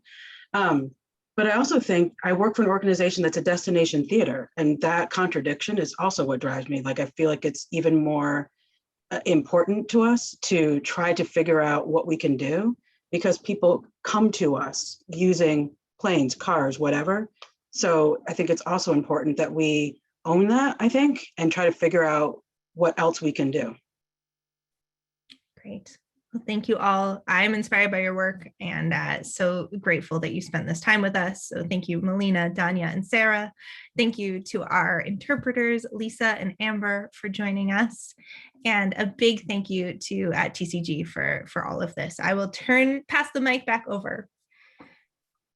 Thank you. Thank you all. We're so glad you were here with us today. And we are doing okay on time. We have the ability to give you all a 5-minute break. I think there's a lot of great stuff happening in the chat. And a lot of folks are excited to hear from Groundwater Arts and have shown a lot of love and gratitude to this panel as well. So thanks everyone. I think we're gonna throw a timer on and take a 5 and see you back when that timer is up, and Groundwater Arts will be on the screen.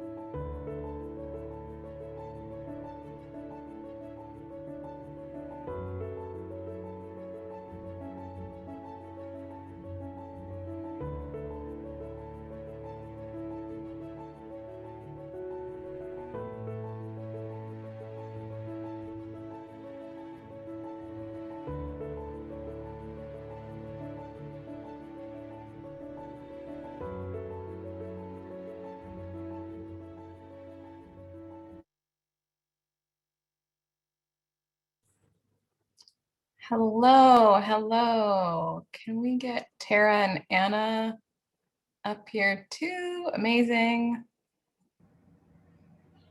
Hello, here we are.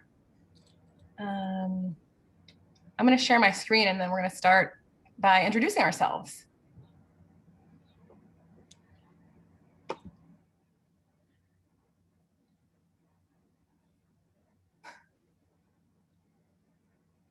Wrong screen, Annalisa.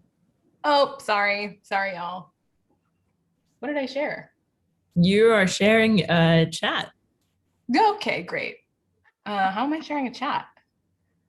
Couldn't tell you. Now did I do it? Yes. Yes. Okay.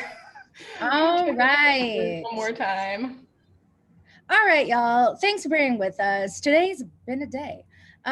But to get us started, so Groundwater Arts, we shape, steward, and seed a just future through creative practice, consultation, and community building. So we define just as climate justice, which is racial justice, which is economic justice, which is a decolonized future.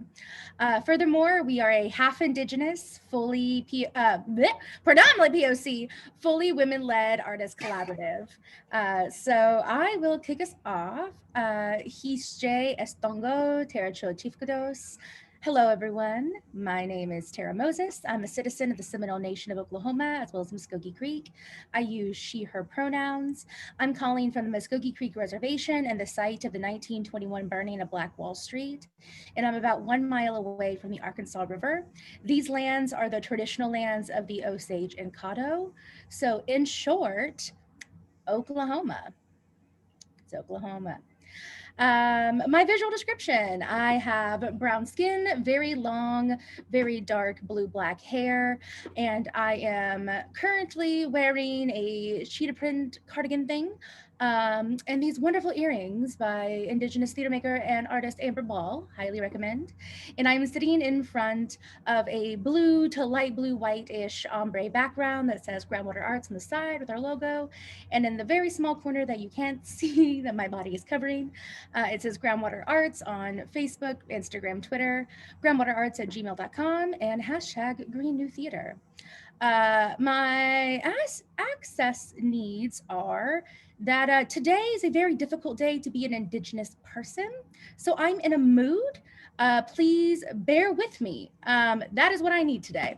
Other than that, my access needs are met, and I'm going to pass it over to Anna. Thanks, Tara. Hi, everyone. My name is Anna Lathrop. My pronouns are she, her, hers. As a visual description, I am a white woman with long blonde hair wearing a sweatshirt that has black accent around the neck and shoulders and red lipstick. I'm sitting in front of the same background that Tara just described. My access needs are currently being met, and I will turn it over to Annalisa. Oh, I'm calling in from the lands of the Lenape, Canarsie, and Nyack peoples, colonially known as Bay Ridge, Brooklyn, between Upper New York Bay and Nyack Bay. My turn. Thank you. Hi, everyone. My name is Annalisa Diaz. I use she, her pronouns. And I'm calling from the traditional lands of Piscataway Nation, colonially known as Baltimore, Maryland, by the waters of the Chesapeake Bay. These lands here have also been cared for by the Susquehannock, Lenape, Lumbee, and many Indigenous nations who are still here today. As a visual description, I'm a brown-skinned woman with long black hair that's currently tied back into a bun. I have a bright purple lip on today, and I am wearing a orange and blue batik situation shirt. And I'm sitting in front of the same virtual background that you heard Tara describe a moment ago. And at the moment, my access needs are mostly met, except that as you saw, I'm sharing my screen on behalf of Groundwater Arts. So bear with me if I have any technical situations. You all already saw that I have way too many tabs open. But thank you for your patience with that. And I also wanted to mention that Ronnie Pinoy, who is Laguna Pueblo and Cherokee and one of our fellow co-founders of Groundwater Arts, could not join us this afternoon, but she is a major part of our Captain Planet team, and we will bring as much of her wisdom with us into this space as we can. But before, so with that, we're gonna dive in, but before we do that, a hot take. So we wanted to, I want to like try and tie into some of the things that were said earlier today. The Groundwater Arts team often talks about this idea of restorying as a strategy for reclaiming the narrative about our collective futures. We'll talk more about restorying a little bit later, but wanted to share some amount of it now because it informs so much of what we do. And so frequently the narrative about the climate crisis is all doom and gloom. You heard a lot of that actually. You heard the numbers and like apocalypse and all of the things.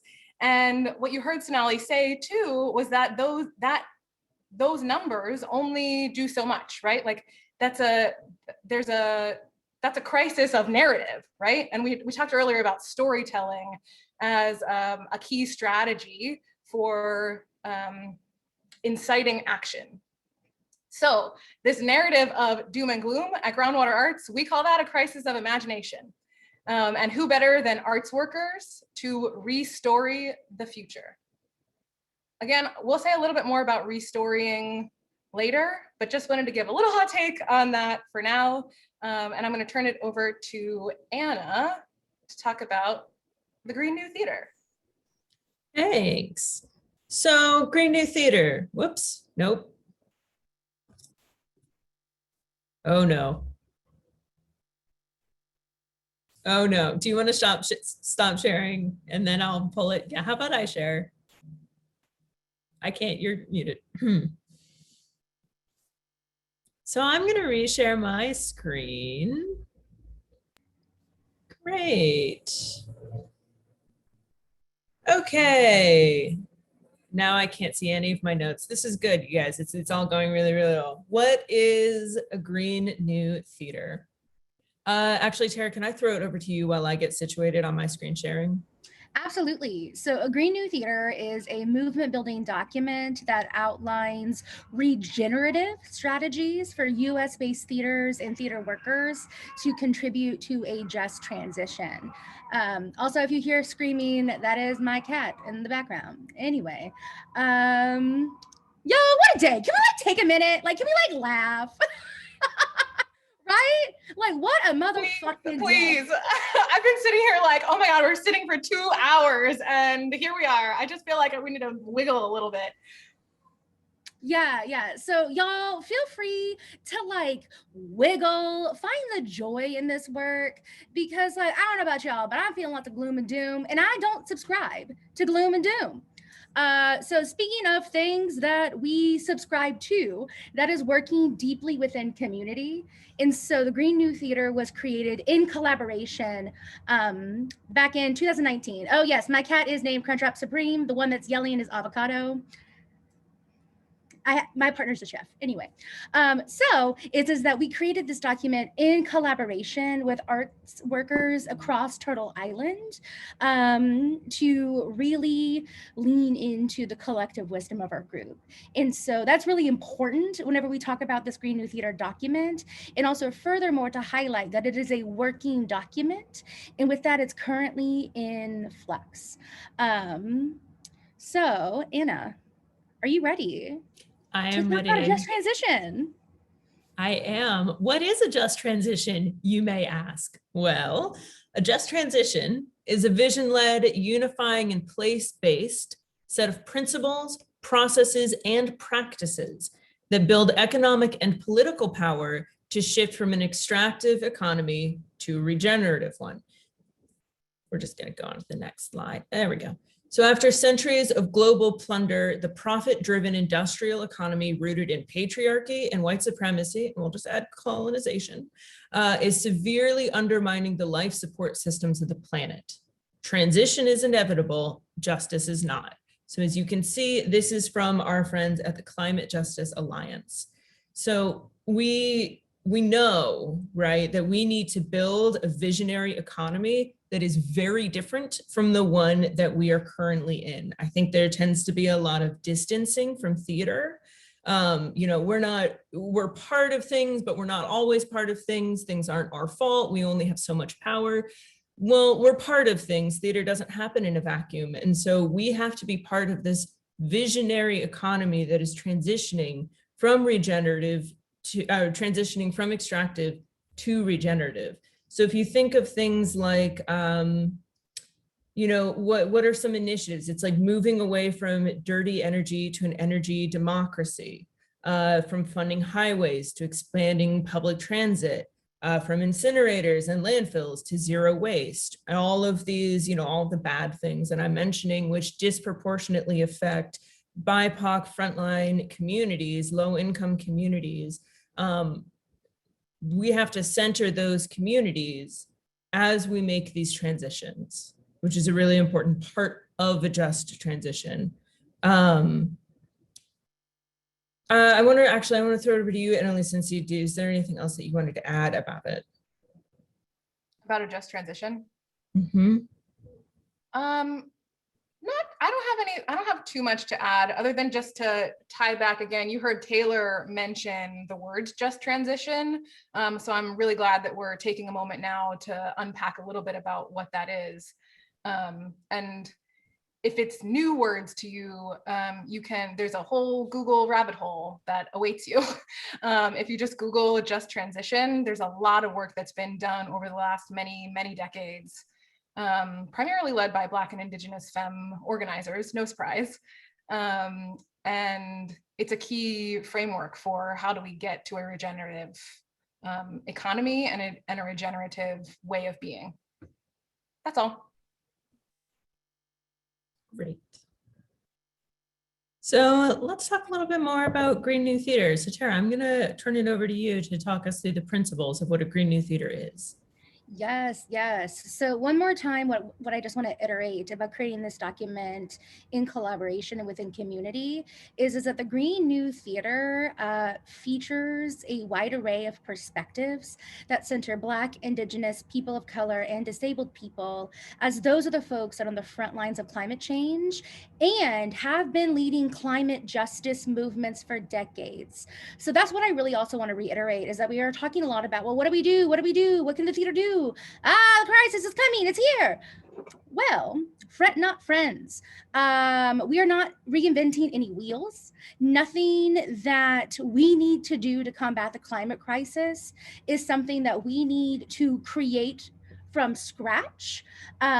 What we need to do has already been done by Black, Indigenous, people of color, and disabled folks working at these intersections. Anyway, so I want to really reiterate that, because I hope this can be empowering and inspiring for everyone, is that to really combat this climate crisis, there are folks who can lead who've already been doing it. So again, want to reiterate, let us not forget. So with that, the document, the Green New Theater, models community accountability. And so you can read all of the names of the wonderful people who volunteered their time and expertise to the document on our website, which is groundwaterarts.com. And also throughout 2020, we held a series of public working calls to unpack each principle of the Green New Theater document. Today, I'll give just a really brief rundown.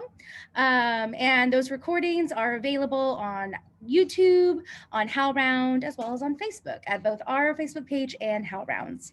So the 6 principles right here: community accountability, publicly transparent budgeting, decolonized leadership principles, sustainable resources, right relationship to land and history, and immediate divestment from the fossil fuel interests and sponsorships. So community accountability, real quick, TLDR, it is about healing structural harm, preventing harm, learning how to give a good apology, and that is harm committed both by institutions and individuals. We are in relationship to our community. A lot of folks have talked about that, but question, who's in it? Are you including the Indigenous people whose lands you create on? The Black and Brown individuals who live on these lands? and or have been pushed out from neighborhoods that have been gentrified by our theaters. Folks on the front lines of climate change in our area, the physical land you create on, the air, the water, the soil, more than human beings, the scope of whom we are accountable to is wide and deep. Publicly transparent budgeting. How we choose to spend our monies is a reflection of our priorities. Oh no, publicly transparent budgeting allows the community to be in the room and sometimes quite literally and hold our organizations accountable for where we spend our money and resources. And it also opens a dialogue between institutions and their communities by allowing institutions the opportunity to explain why money is needed in certain places and how what they do is serving the community in other language besides marketing and development. That is key. Decolonize leadership principles. So moving from an extractive to regenerative society means wrestling with the origins of our capitalistic hierarchical society and decentering the dominant white, male, cis, heteronormative, able-bodied, upper class, settler ideas and priorities. A decolonizing framework helps us understand the scope of the challenge to making widespread change, and it requires not only a shift in ideas and action, but an entire reframing of the power structures within those in which the actions and ideas arise. This shift is not temporary, it ain't trendy, it's not a metaphor. It is necessary and a fundamental shift in our evolution. And also right here, what I just want to reiterate, for the predominantly white institutions and other white artists on this call, white folks cannot decolonize, absolutely not. They can only decolonize, only uncolonize, my bad. They can only uncolonize, undo the actions of colonization. When it comes to decolonization work, that must be led by Indigenous and Black folk in the United States as a settler society. Anyway, more on that later. Sustainable resources. So when we talk about sustainability, we're actually talking about like a narrow lens of environmental material sustainability. We are challenging the American theater to hold an equitable consideration, sustainability in our material environment and sustainability in a holistic manner that includes labor, people, time, history, and the future. It requires the ability to adapt, and this means rejecting a one-size-fits-all approach and embracing the uniqueness that informs each of our practices. Right relationship to land and history. We're almost there, y'all. We're almost there.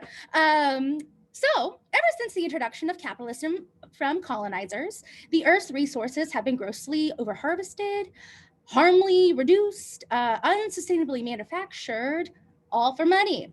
So when we talk about climate justice, we must correct the relationship to land and learn or unlearn the history of how we got to this point, the colonization of Indigenous peoples.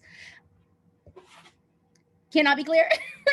And that is global Indigenous peoples, and that includes the theft and displacement of Indigenous peoples from Africa to here, global Indigenous peoples. Being very clear. And so what we do is by centering all of those folks and marginalized people, and that will help us all move forward. So this right here, that right relationship to land and history, is the first step towards reconciliation. It's the first step to correcting the wrongs colonization has brought. And it's the first step towards climate justice. You can't forget it. Lastly, and we're going to spend a little bit more time on this one today, is by the immediate divestment of fossil fuel interests and sponsorships. So, can I throw it over to you, Annalisa? I've done lots of yapping. That was great, Tara. That was great. I always appreciate your energy and your hot takes on all of the and your TLDRs of all of the principles of a Green New Theater. And just to lift up, I've dropped it into the chat. There's a link to the full document of the Green New Theater. And there's like quite a lot more resources and examples of organizations that are already implementing principles of a Green New Theater.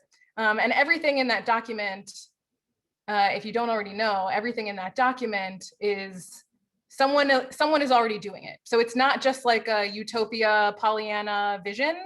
People are already implementing, which is amazing, and we love that. I'm going to attempt to share my screen one more time. Thank you, Anna, for that support. As Annalise is doing that, I just want to also say something about these principles, that there's nothing in here about the plays that we are producing, because a Green New Theater is not just about the stories we tell, but how we make the stories. And that's something that's really, really crucial, because we tend to get stuck in, we'll just do plays about climate. No, that ain't all of it. Right on. Okay, so this all sounds great, but now you're probably asking yourself, all right, what do I do? And we're going to focus on one principle today, which is immediate divestment from fossil fuel interests and sponsorships. And I saw in the chat that some people were already talking about greenwashing, and we're talking about some activities going on toward divestment in the UK.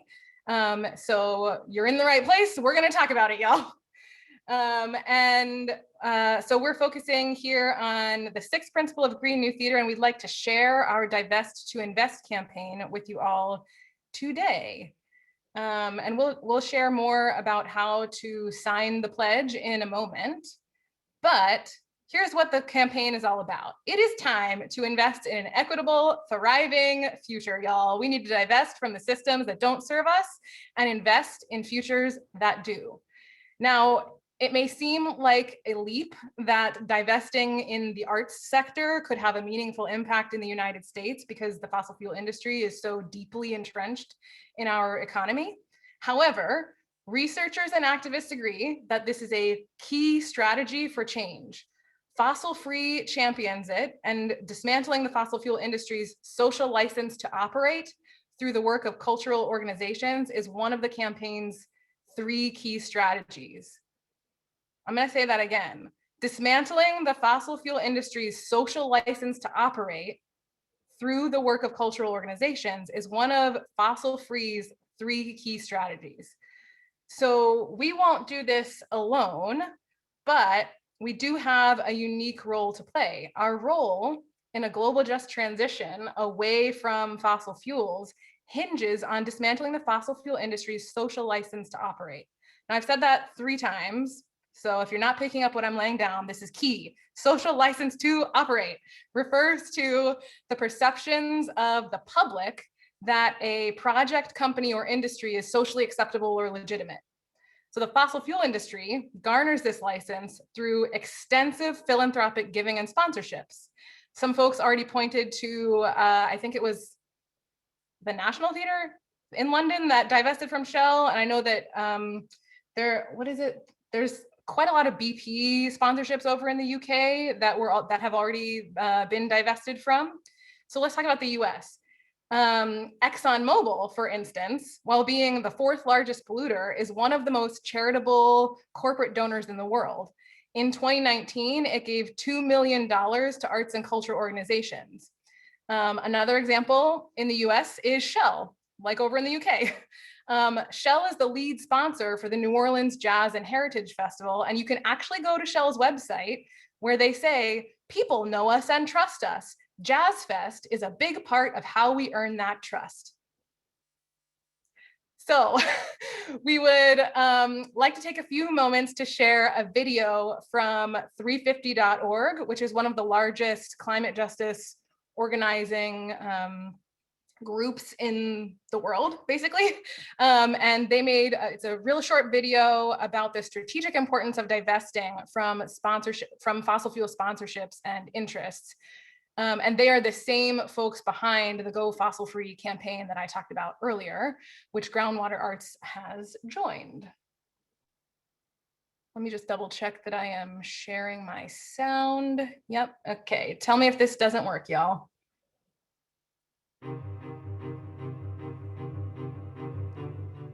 Here's how we avert a worsening climate crisis and build a renewable and fair society together and fast. Do you mind putting the caption on? Light bulbs or expecting your elected officials to lead.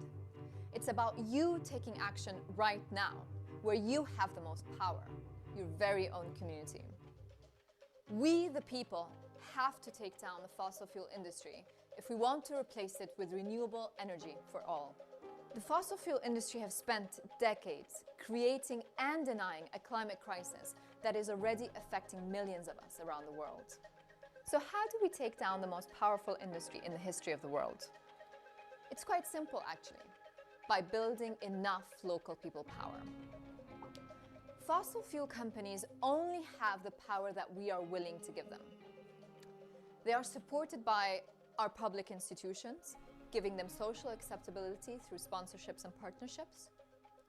Our very own investments, allowing them to expand into new fossil fuel projects that are completely unnecessary. Our politicians, allowing them to operate and pollute within our very own communities.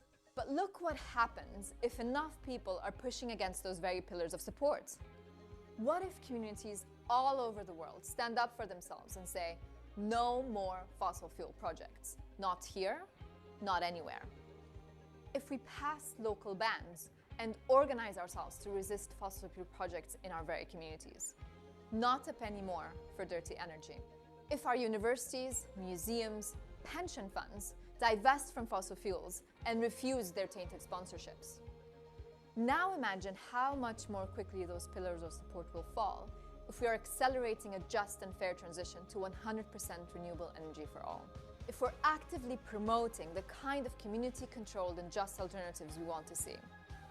We know from history social change only happens from the bottom up, when enough people take a stand together.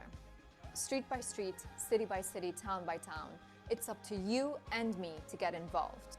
That's how the fossil-free campaign is going to end the age of fossil fuels and build a world that is powered by community-led renewable energy for all. But it starts with you, your neighbor, your town, your community. Our shared fossil-free future.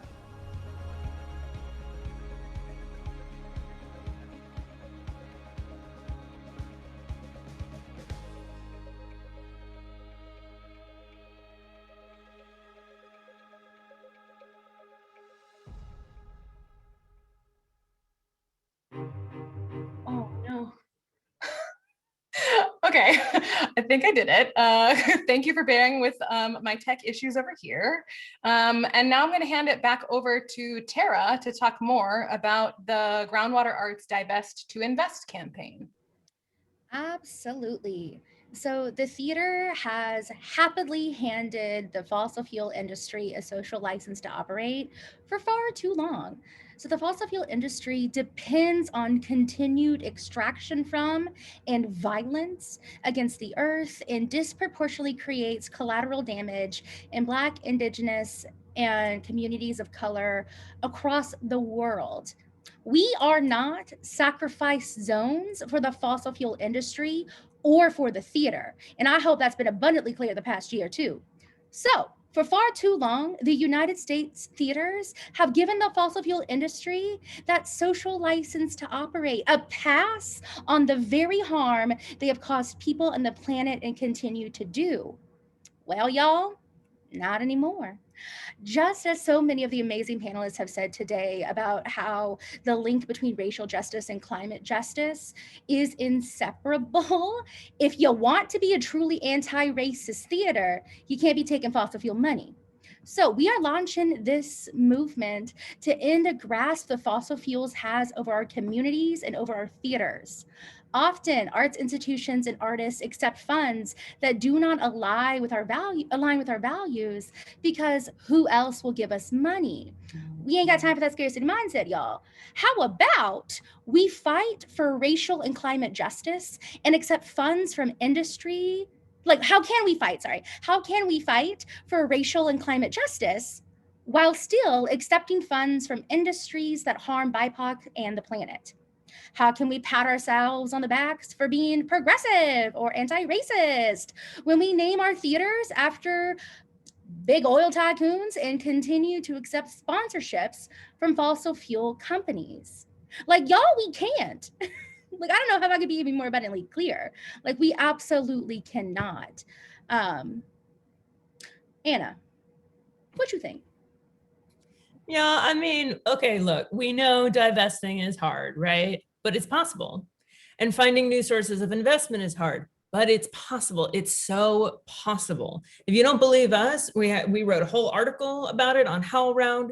You can go to Go Fossil Free for more. We're going to drop those links in the chat. And we as arts workers have so much more agency and power than we think.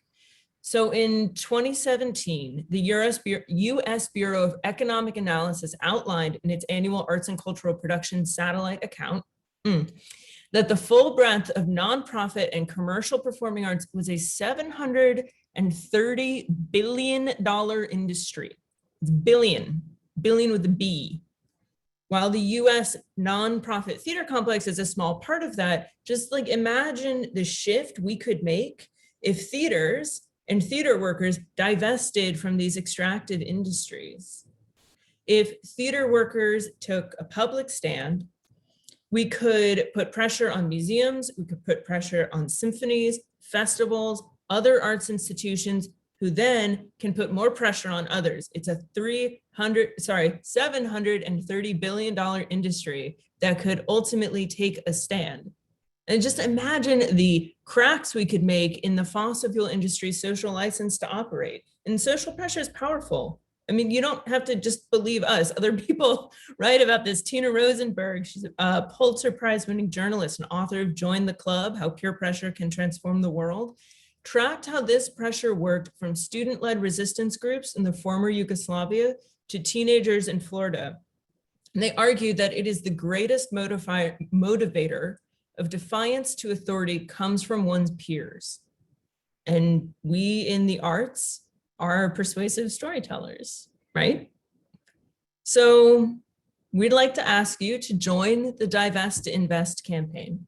Our goal is for 500 arts workers to commit to one of three options that we have on the campaign by June 1st, 2021. That's soon, but we got 192 people on this call. So like, that'll help.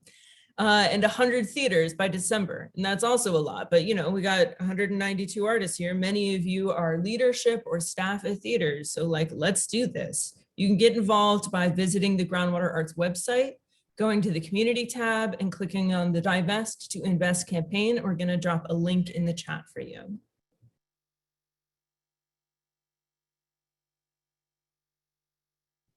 Now I'm going to turn it over to Annalisa. Yes, thank you, Anna. So we are approaching closing this portion of the summit that I believe is streamed live on Facebook and HowlRound. And we'll be shifting to breakout rooms in a moment for an interactive activity to like actually get us talking to each other, because as Anna just said, there's 190 some of us on this call, and there's like quite a lot of collective action that we could take, but we need to build critical connections with each other. So before we say goodbye to our friends on the live streams, we wanted to offer at least 3 tangible actions that you can take when you leave today. And do I have a slide about this? Yes, I do. Look at that. So tangible action number 1, go get involved in your local climate organization. 350.org has local chapters all over the place.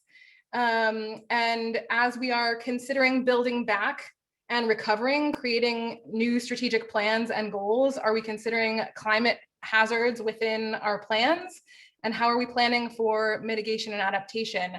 I dropped in the chat a little bit earlier that most cities and municipalities have climate resiliency plans already being written or being acted upon. So you can go look up whatever the climate resiliency plan that is affecting your local theater or where you live. And then the final thing that I want to say is get involved in the Divest to Invest campaign pledge at whatever level that you are comfortable. We've got options, radical access, and we know that we can win. So I think if someone hasn't already dropped the Divest to Invest campaign link in the chat again, I know I did that earlier, but maybe I can get some support from someone to drop that link one more time. But those are 3 things, easy. Divest to Invest campaign, get involved in a local climate justice organization like 350.org. And as you're considering building back and your strategic plans, go look up your local climate resiliency plan and see if you can incorporate that into your strategic plan for the next 5, 10 years and beyond. Okay, my TCG friends, can someone help me make this transition to the group section? Do we need to do anything? No, you don't need to do anything. So if you want to stop, thank you for stopping your